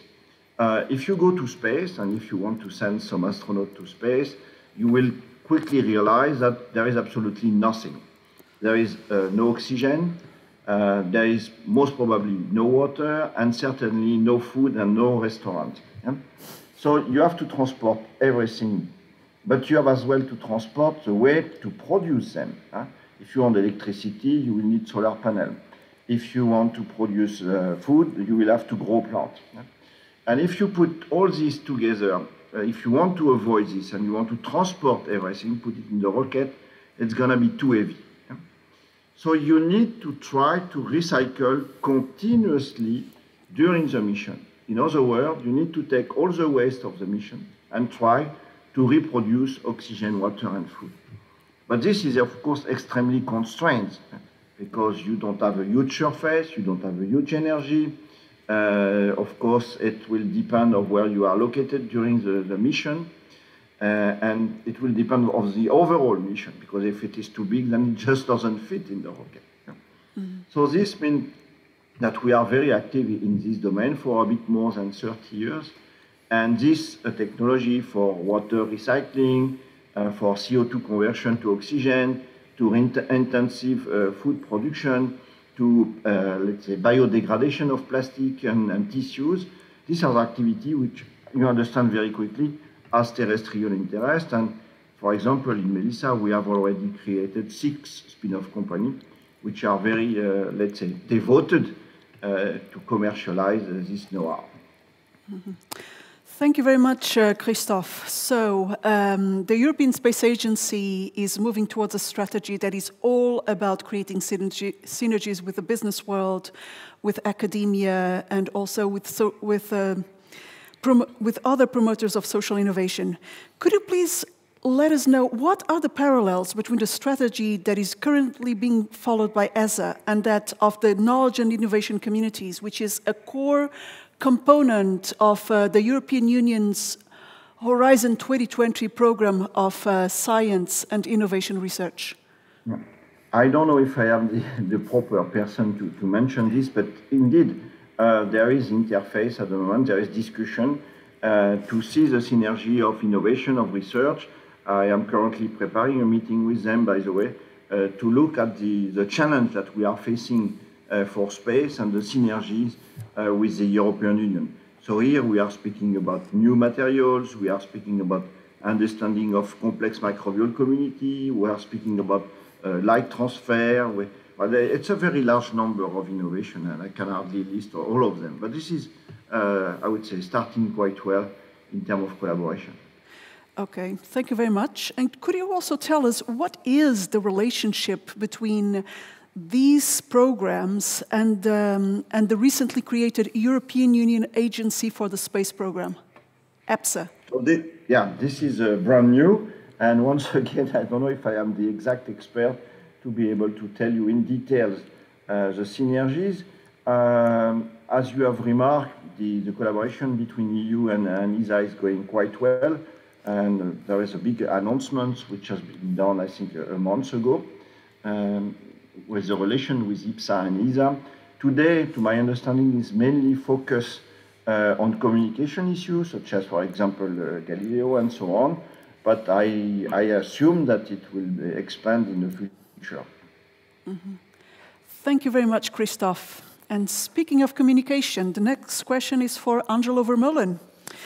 So, you are a communicator.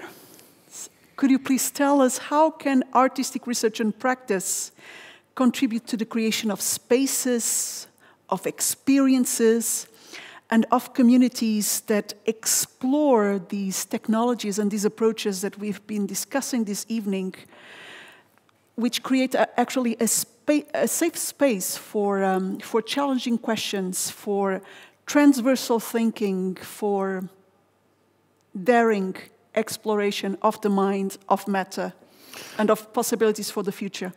Yeah, well, actually, with the SEADS collective, this is what we mostly do. Yes. So we have a whole portfolio of experiments and projects that we've been working on over the past few years.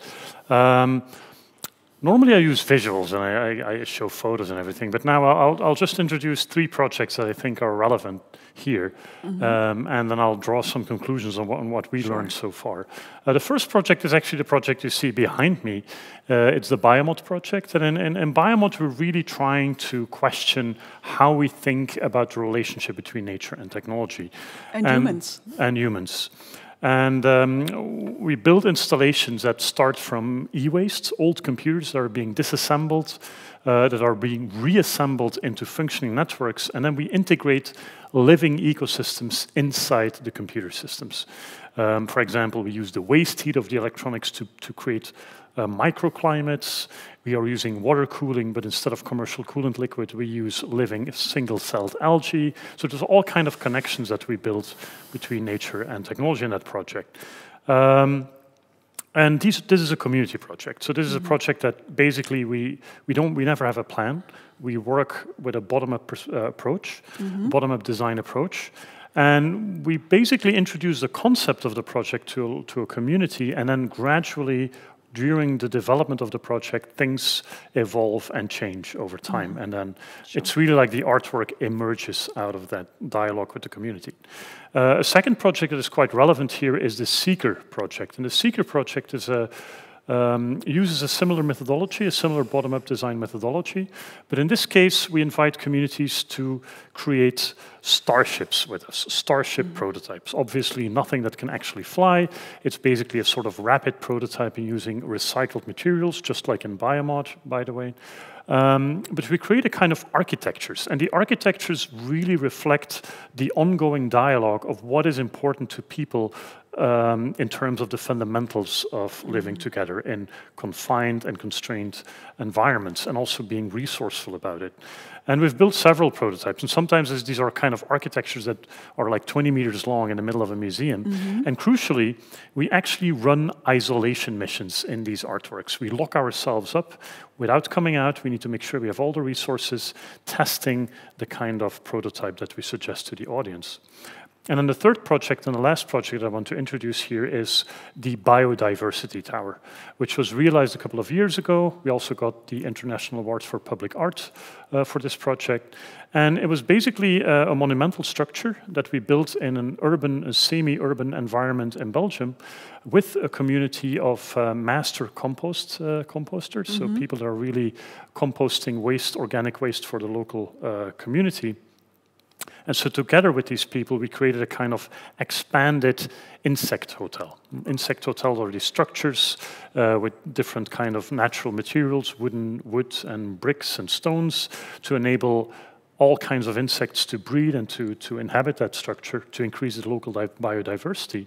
So we took that idea of an insect hotel and we turned it into a much larger structure, incorporating plants, an automated water flow using wind energy. So it became like a biodiversity machine in a particular social urban environment.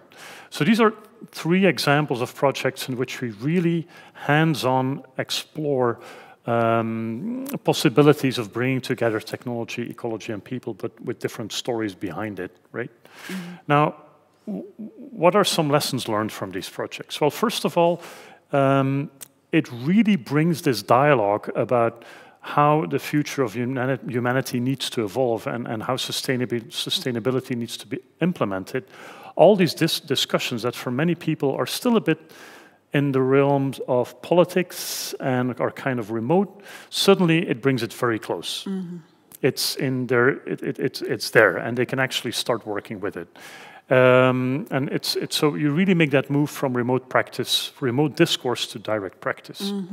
The second thing I think is that when thinking about these issues, about creating a more sustainable, a more resilient, a more regenerative future, you can get stuck in theory. Yeah. And the theory, of course, can be grounded with lots of data analysis for sure, but what I've observed in this project is that by actually using your hands and constructing something, and even if you're not an expert, and it's the first time in your life you're using power tools of all sorts, but just physically interacting with materials, and especially by working with many hands on one shared structure, it moves and evolves the thinking. There is this really interesting shift that happens. You start thinking differently because you're actually physically building stuff. And I think that's really also another really important lesson that we learned. And I think that's a contribution that these artworks have. And then a third topic, or a third insight, is that we've been lucky also that we've been able to meet many cultures in our projects. We've really worked in many different places in the world, from Southeast Asia over Europe all the way to the Americas, also in New Zealand. Often always working with local communities, and you just realize some of your assumptions that you never questioned before by working within these other cultures. And I think that's another advantage of working in the arts and embracing a cultural dialogue when you want to try to solve those problems. That is that more global perspective, I think, that more global, holistic, cultural perspective, and questioning some of the paradigms that you carry within you. And then the last topic that I want to bring up, of course, is imagination. Obviously, we're talking about the arts, we're talking about imagination. But for example, inviting a community to think how a starship could look like, is driving people, driving people's imagination much further than if you would invite them to think about the next generation house, for example, which is also a challenge, but is not as exciting as coming up with a starship. And what happens is that with something like a starship, for example, people kind of reboot their imagination. They're like, okay, let's start from scratch. Let's completely rethink how we could live together. And that's really, of course, the power of storytelling here. And okay, that's really very, very rich. I know that you're also part of the Melissa project.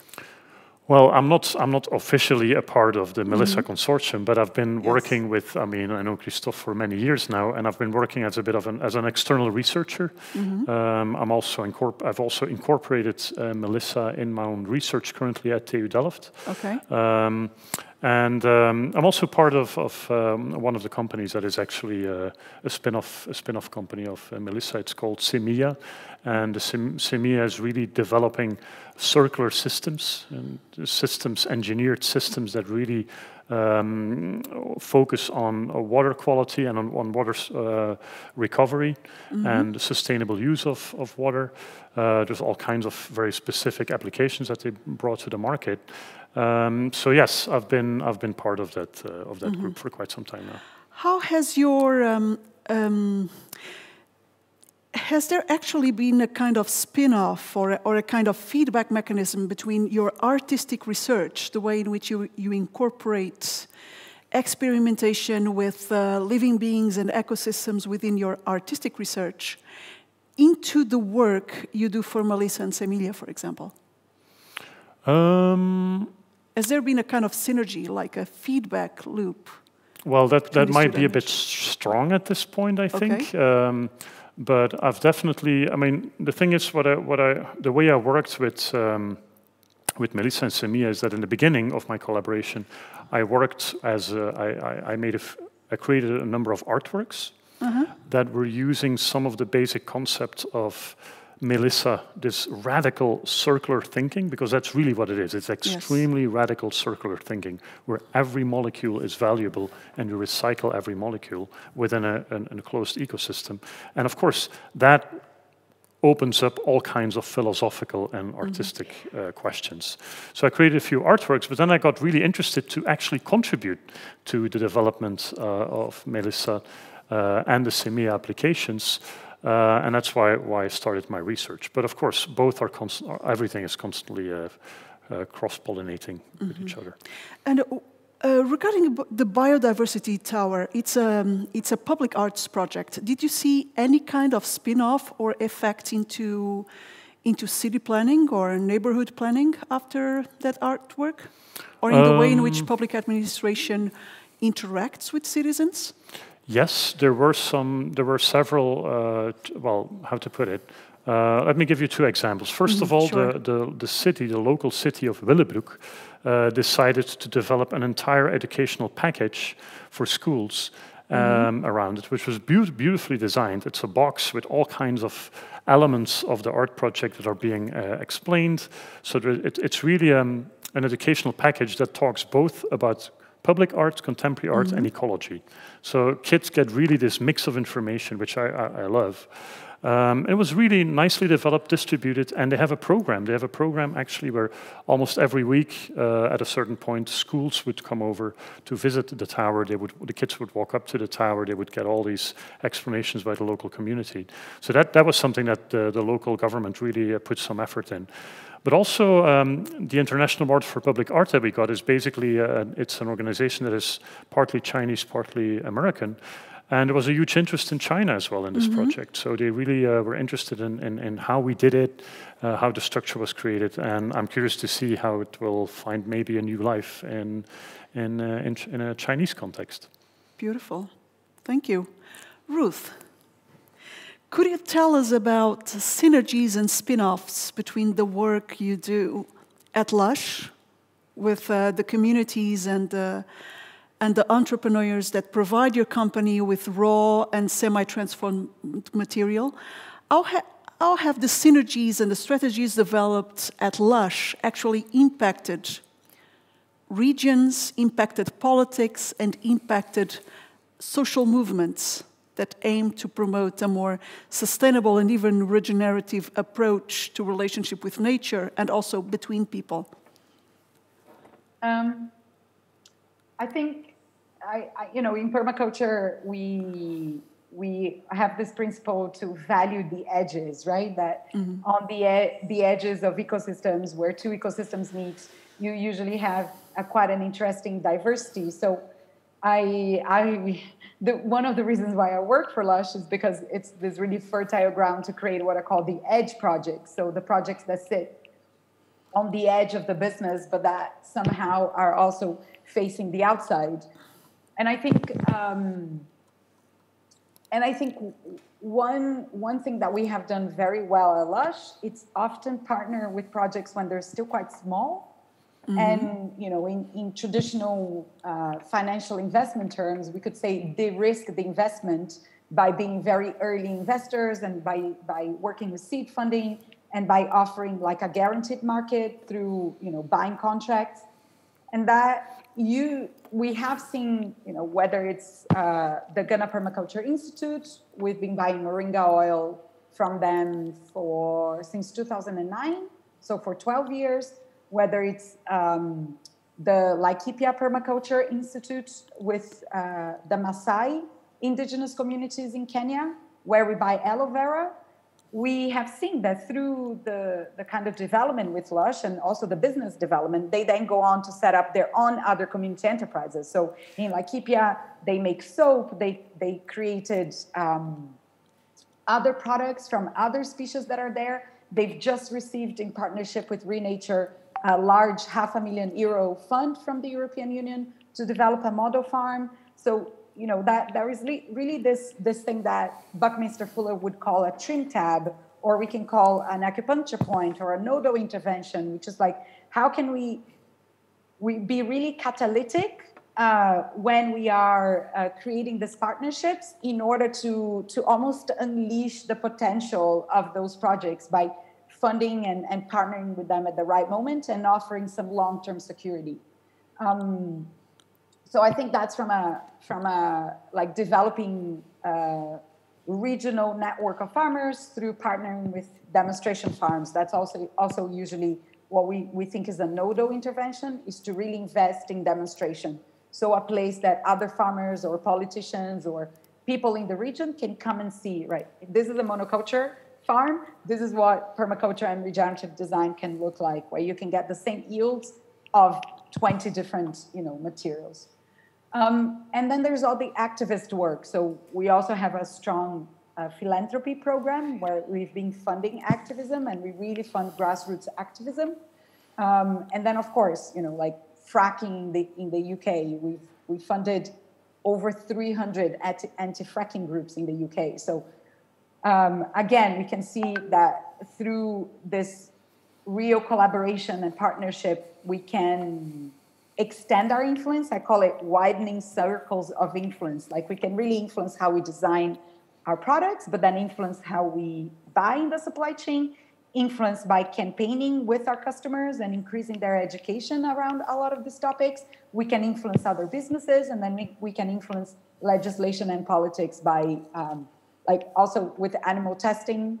It's not totally related to regenerative design, but we have for years funded lobbyists that helped write legislation against animal testing in key markets where there's still quite a lot of animal testing going on. In Japan, we developed an app that allows you to you just go over a Lush product without packaging, and that recognizes the product and tells you what the information is. And we had to work with local governments because we're not putting the information on the product. So there has to be a change of legislation to allow for products with no packaging to be sold. So, it's always considering how can we positively influence and help the field to shift towards a more regenerative and circular paradigm. Keystone species, we call it. We want to be a keystone species in the ecosystem of businesses. Okay, so it seems that your work can be seen as highly political. Can you? Oh yeah. Absolutely, absolutely. The most intimate is the most political, right? Everything is political, and we should not kid ourselves to think there is anything outside the human realm and human communities that is not political. Absolutely. I think if we understand the political power that every action and decision we make has, we would be a bit more conscious about how we decide.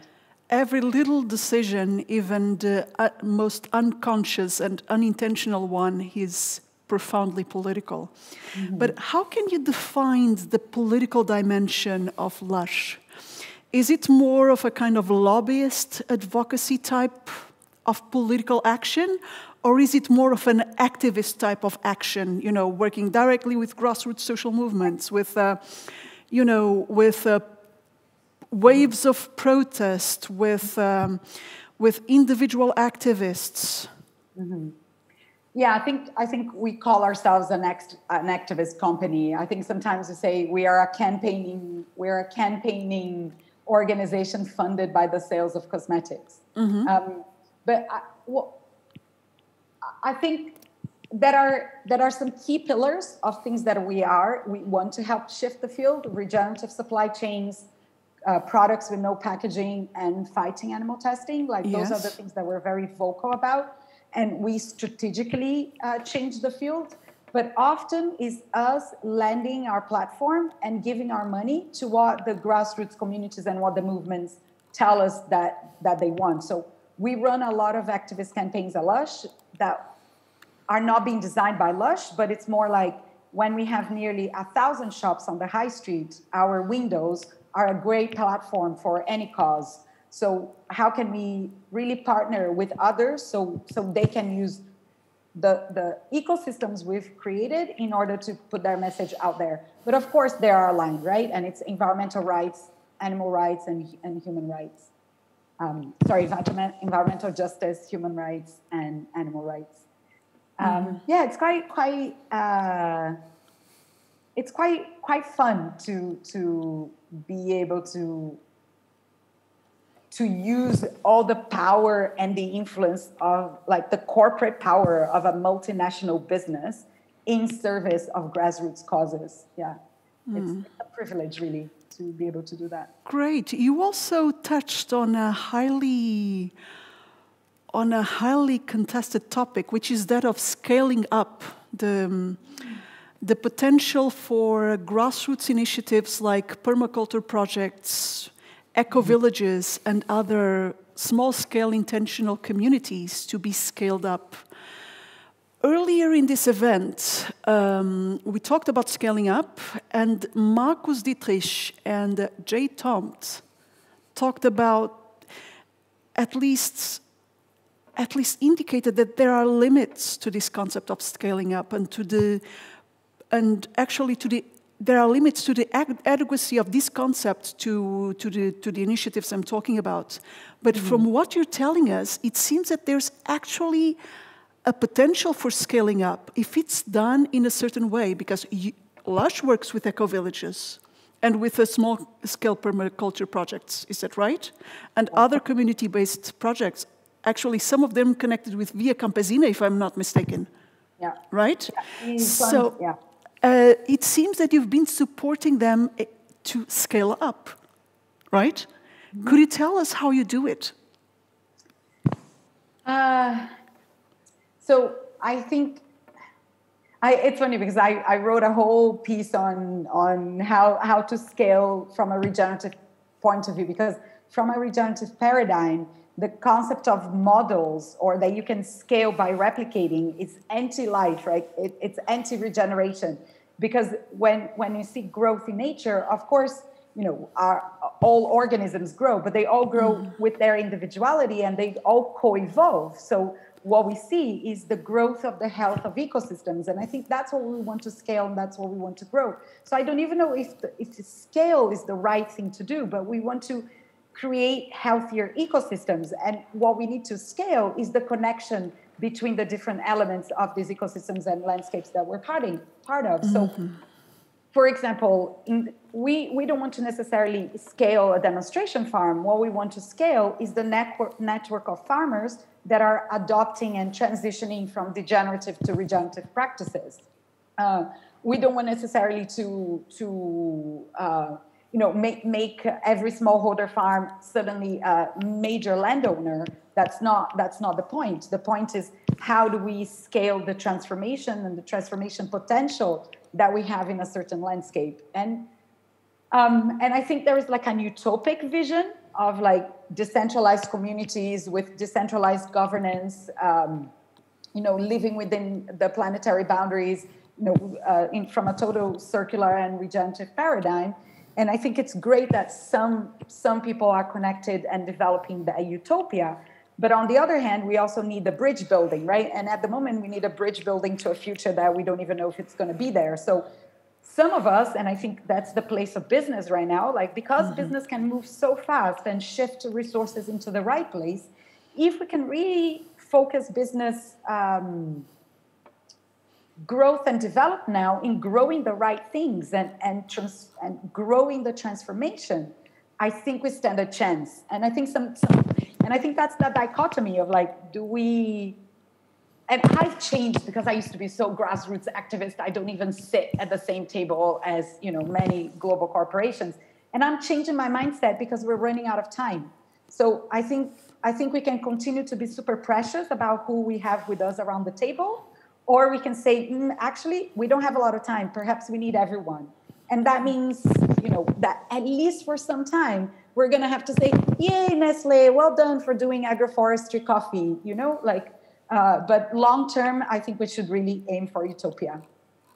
So some people can hold the utopia, other people can do the bridge building, and then we meet in the future, I'd say. So is it about the ethics of business or about the strategy of connecting businesses and raw material providers? Is it about ethics? Is it about strategy? Is it about the strategy of ethics? Or better, is it about the ethics of strategy or the strategy of promoting a certain ethics?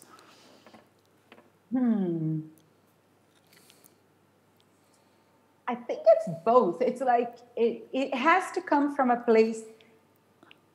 So I think at Lush, for example, the strategy, sorry, I need water and ran out of water. The ethics the strategy arises from a place of consciousness, but already a little bit more consciousness about the externalized costs of doing business and, a little bit more in connection to the influence and the impact that we can have.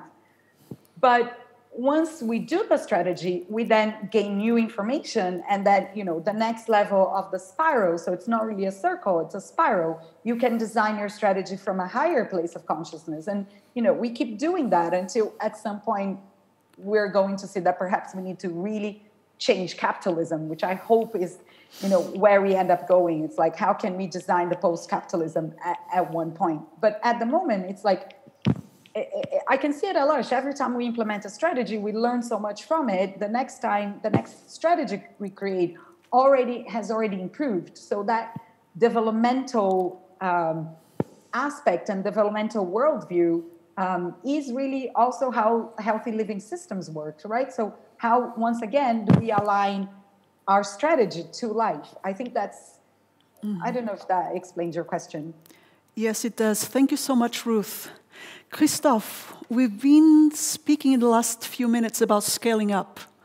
What about scaling down? Very often when we think about the so-called practical applications of space research, we think about optics, optical lenses, for example. We think about Velcro. We think about gadgets and things which seem to be very processed, non-organic. But it's rare that when people think about the so-called real-world applications of space research, it's very rare that they think about circular strategies for water management or very organic, hands-on strategies for sustainable agriculture. Could you please tell us about the way in which you've been scaling down and scaling out the research that is being done at Melissa namely through Semilia and also through other spin-offs or through networks in which Semilia is embedded? Mm-hmm. Yeah, I think it's a very interesting idea.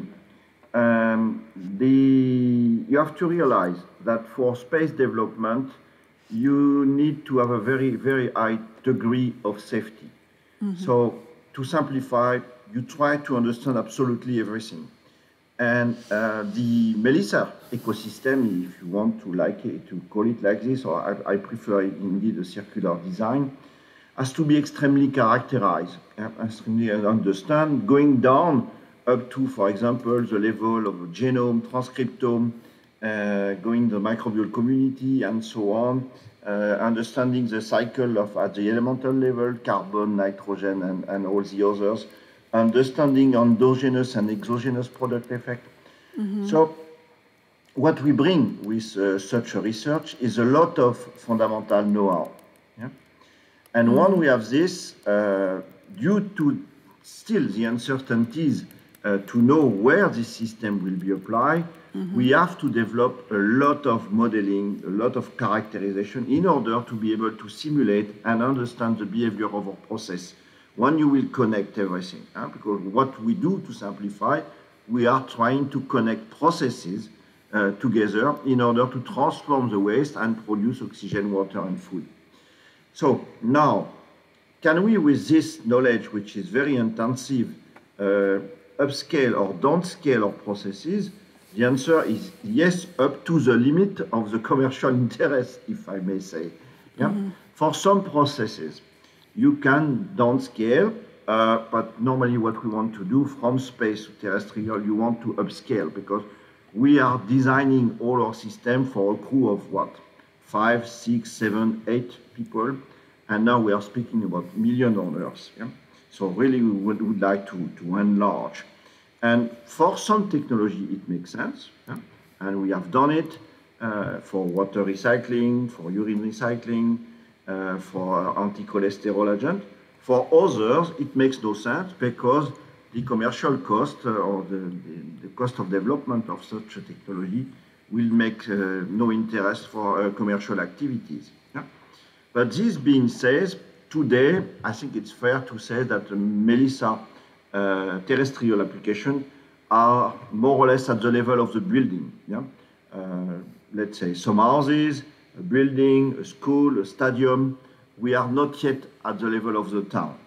But we are progressing. Just to give you an example, next week we will inaugurate a new facility in Ghent city, in the center of the city, for urine recycling. And it will be already at the size of a quarter of Ghent. So not that small, and it's a pilot case, so we are progressing. Great, thank you. That's really exciting. Thank you. Yeah, for nitrogen, I'm really interested in this, because I do have this thing of like towns like ecosystems, you know, with fully circular, where you said like every molecule, like the Earth, right? Every molecule is somehow recycled or recombined to create new life, basically. So yeah, interested in urine recycling. Yeah, the nitrogen recycling is something which we are progressing, but you are right, there is a large number of metabolic pathways that you have to study. And do you want to go to water? Do you want to go to protein? Do you want to go to nitrogen gas? Do you want to be a support for new materials? You need to consider all these possibilities. And I mean, I think we don't realize the value of our waste, if I may say. Of course, there is a lot of to gain and to develop and to transform and to validate, but there is a huge boom at the moment, as you know, very big community working on all these issues, and I think we will progress. Actually, waste is the very foundation of soil. And Hans Rossi wrote here in the chat box, don't forget about hair recycling. Hair very often goes down the drain when we use tap water. It seems that there has been some attention to this topic. I personally don't know much about hair recycling. Does any of you here present tonight know about initiatives in which shedded human hair is being recycled for any kind of use?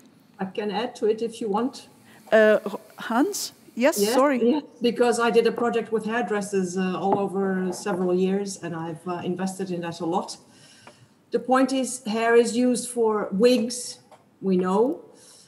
It has applications, for instance, when there is oil pollution, because it has the capacity to absorb oil, which is also used. But far more interesting, it can, like urine, be turned into a fertilizer again. And also it's used in nanotechnology. So it has many applications. However, what I know in Europe, most of all, but in most countries, it is just incinerated. It is literally waste. Nothing is done with it. And I've worked on dynamics with hairdressers in the hairdressing sector, and also to make hairdressers local climate ambassadors, because it's a very interesting profession, by the way, because it's a face-to-face, a personal profession still, where they can influence people a lot, talking about influencing.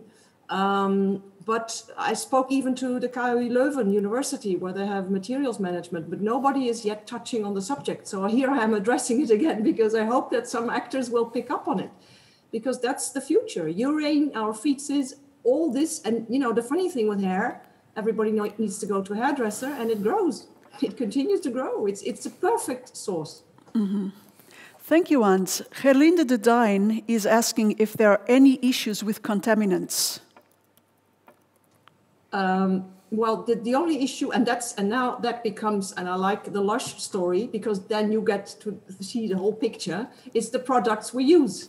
The toxics, the hormone disruptors, and everything that we use in our cosmetics, on our bodies, obviously is a problem. So that's why there is a project in France right now that people are reusing hair to make it into fertilizer. Of course, you cannot do it when you use toxic products on your hair. So there needs to be an industrial process right now to do this. But there again, it makes it so interesting, because if you look at the complete cycles of life, of course, you have to address the products we use. And that's another huge issue, as we know. And I'm sure Ruth Andrade will be able to add to that. Thank you. Yes, there's also the issue of pharmaceuticals. And I would like to ask the three speakers, how do they deal with this issue? So, speaking for the astronaut is, of course, a complete different topic, because we know how many astronauts we have. We know exactly the pharmacology they transport, and we know when they take it or not, because they are extremely followed by medical doctors on ground almost 24 hours a day. Yeah? So it raises still some challenges, for example, if they have to use antibiotics or other products. But for us, let's say, the donation can be isolated during the time of the treatment if necessary. Yeah? So you can hardly compare our process and our methodology with the terrestrial one, where indeed, if you are expert of it, you will realize that a large number of the pharmaceutical active agents can be recovered directly in urine or in fecal matters, and goes directly, of course, to the wastewater treatment. And this is not known. It's going at ethical level. You cannot, you can hardly ask to the people to declare this. It's really extremely on the privacy level. And at the top of it, it's extremely difficult to know the molecules. You don't always know the molecules. So to set up a treatment for each pharmaceutical drug today would be an extreme challenge.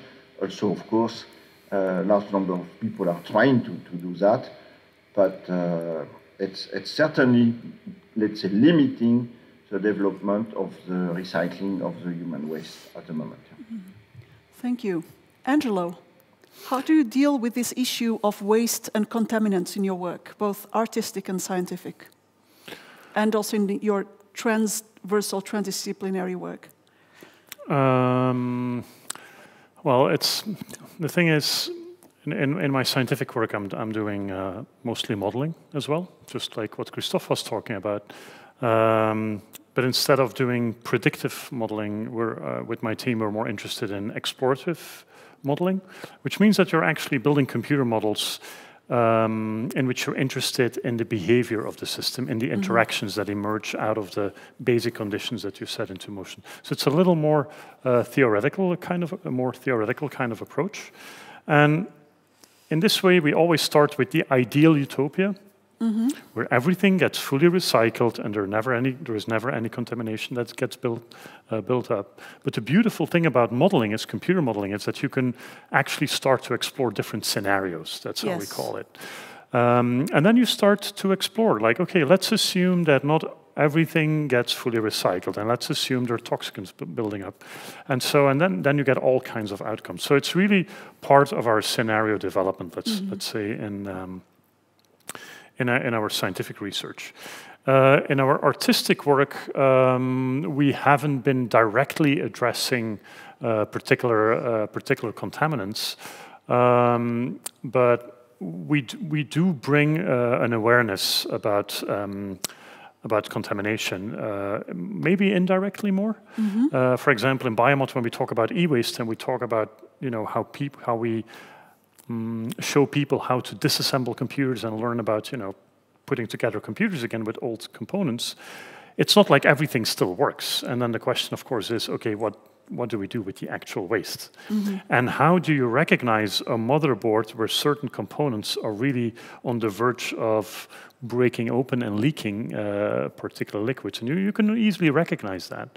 So we have a bit of an educational role there. So I think that's kind of the way we approach it. We really show people how to recognize it, and we open the conversation.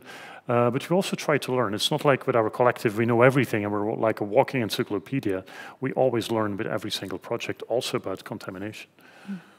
Great, thank you. Ruth, how do you deal with these issues of waste and contamination with your business partners? Because it's for sure that none of the communities or the estates or the entrepreneurs you work with are fully pure or fully organic. There's always an element of contamination, always an element of unsustainability, and of course there's always the issue of waste, both organic and non-organic. The footprint of our supply chains are enormous, the footprints of the supply chains, and our supply chain is not even 100% organic. So chemical management is a huge deal. It's also a huge deal in our own factory, because even when we're using like essential oils for fragrances that can also contaminate water streams and contaminate the watershed, and it's really interesting because we are in our factory in the UK is, we've mapped all the watersheds where all of our manufacturings. We also mapped the watersheds in our supply chain to see what are the most sensitive watersheds. But we are, even in the UK, we're in a pretty sensitive watershed. So then, we have the responsibility of making sure that the water we're putting to be treated contain as little really toxic ingredients as possible, because we know the capacity of our, water sewage treatment system.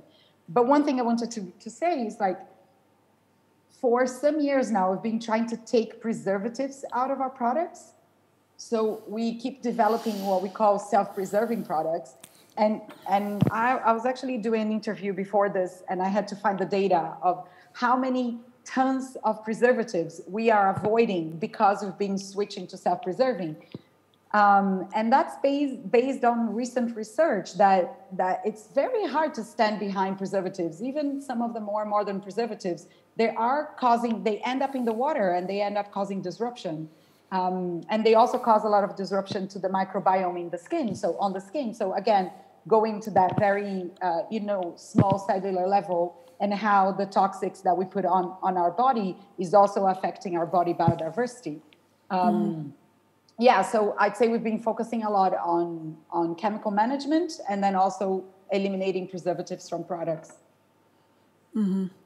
Great, thank you, Ruth. And as we're moving towards the end of this panel, I would like to pose a question to the three speakers.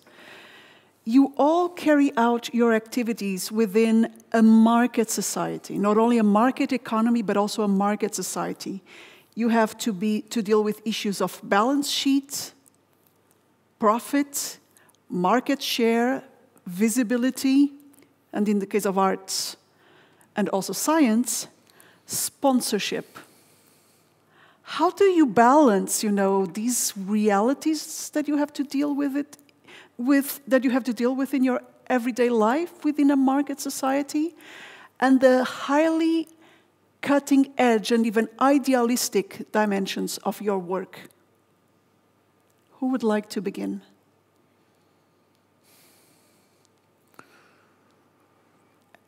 Angelo? Yeah, I think in our case it really boils down to storytelling. I think storytelling is really one of the key elements here. If you fail at the storytelling, and I don't mean to make it like easy, like you don't need to make conversations really easy. That's not what I'm talking about. But you need a convincing story, a convincing setup, a convincing, inspiring image that you can evoke in people's imagination, and then they want to join that. They want to join that trip with you, that exploration with you. And in terms of SEADS, we very often, not always, use hybrid funding. In this case, the room we're standing here, we were fully supported and very strongly supported by the city of Bruges, for which we're very thankful.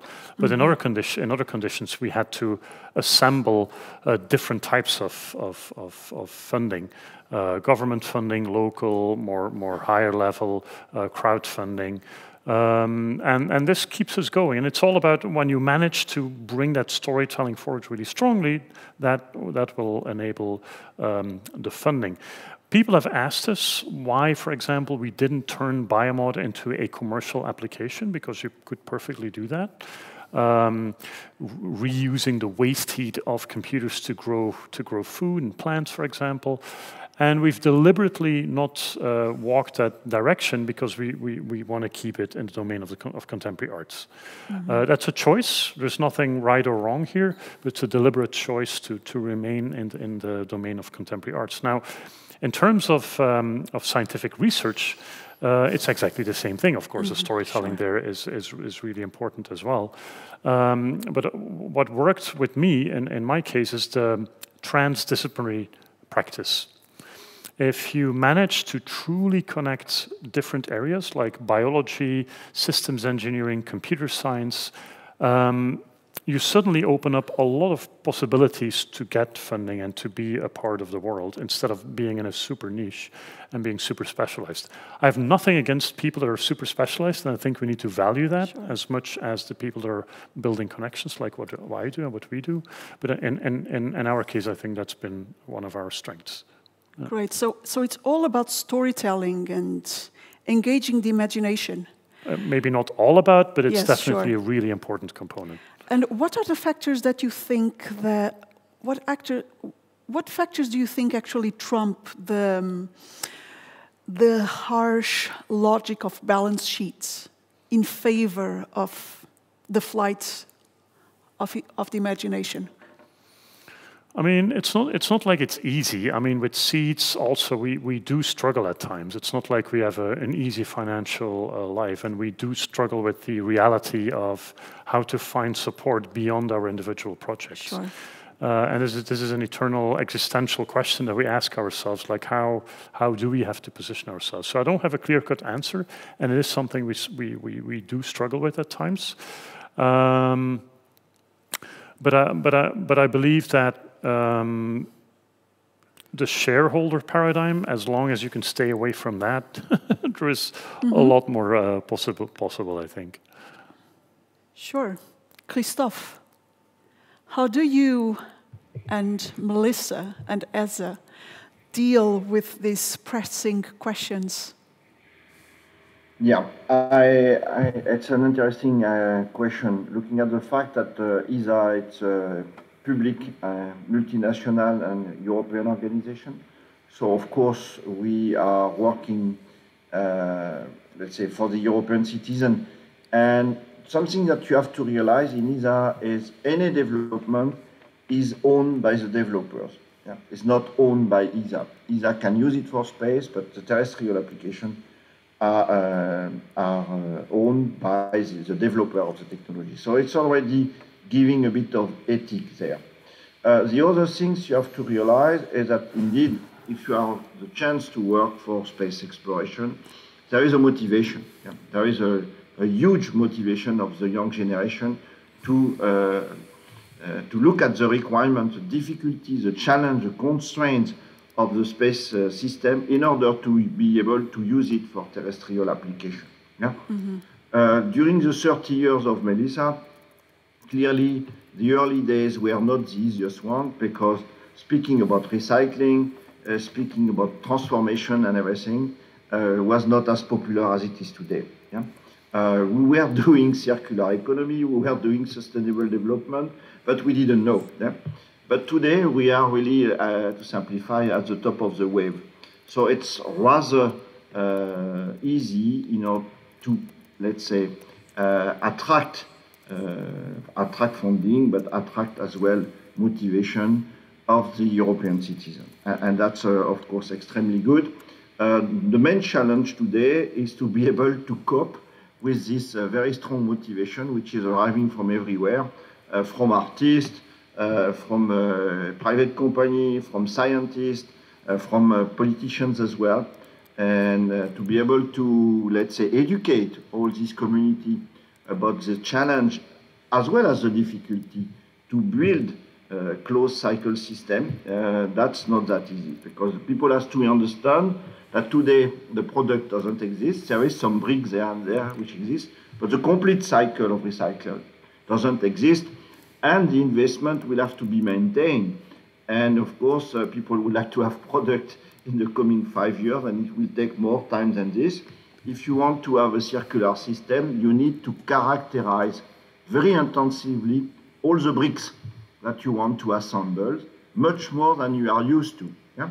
And that means back to the lab, back to the research. And of course, this is not always that the private industry would like to do. They would like to go faster. I oversimplify my talk, but just to give you the challenge that we have in front of us. Thank you very much, Christophe. Ruth. Yeah, it's a daily struggle. It's a real struggle, and I think what happens is because you know, if you look at the cosmetics industry, so many of the costs are being externalized to communities and to the environment.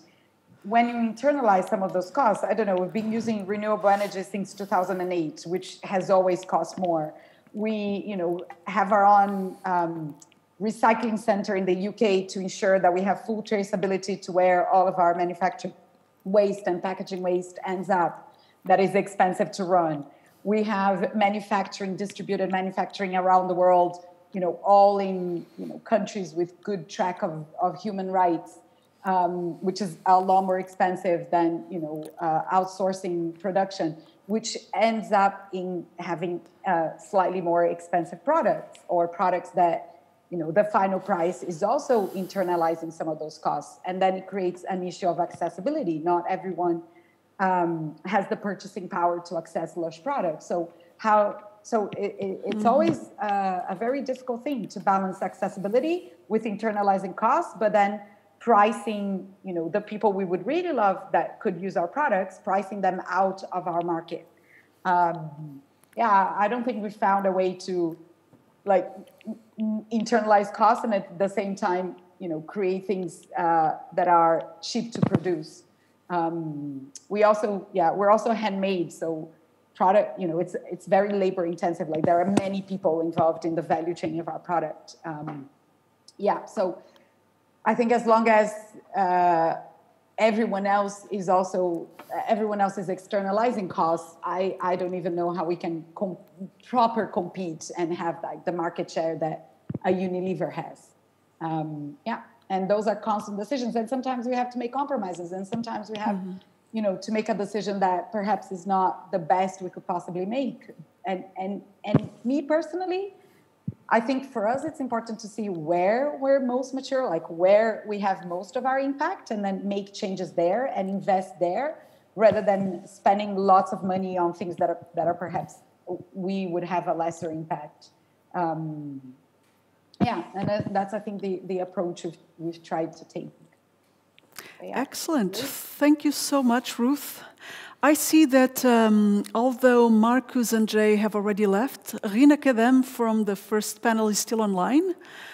And I know Rina has to deal a lot with this question of how to make compromises or how to deal with complexity and contradiction. Rina, are you still there? Would you like to intervene and to share a little bit about how you deal with these realities of living in a market society and in a society with a very high level of political and economic complexity?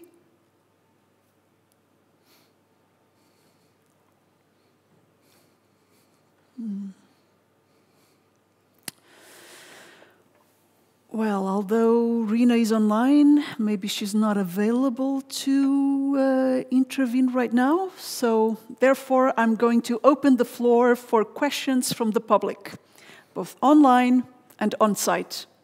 Who would like to go first?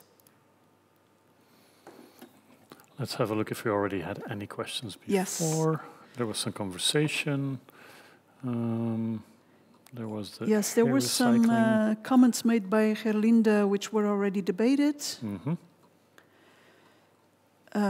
The issue of contaminants, the issue of networks, and the question of health. Of course, if we were all healthy, we would not have residues. The question of contaminants.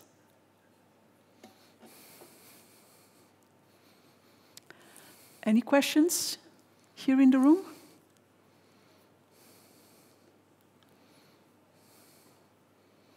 Any questions online?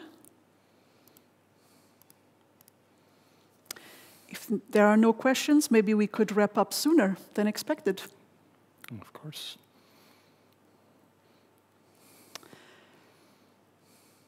Okay, so if there are no questions, I would like to thank everyone for your presence tonight. It's been a very rich, diverse, and nourishing debate. Thank you, Angelo, for being a co-moderator and also a speaker. Thank you so much, Ruth, for being here with us tonight and for your energy, high spirits and light. It's great to see you again. It's been a long time. Christophe, the same for you. Thank you so much for participating in this debate and for bringing your insight and your knowledge and your positive vision of the future, both on Earth and in the wider cosmos. And thank you very much to all of you who've been here tonight with us as members of the public, both online and here at Sint-Janshospitaal in Bruges, Belgium. A big round of applause for everybody. Thank you, have a good night, and hope that we'll keep in touch and we'll meet again soon, both virtually and in person. Thank you. Bye, everyone.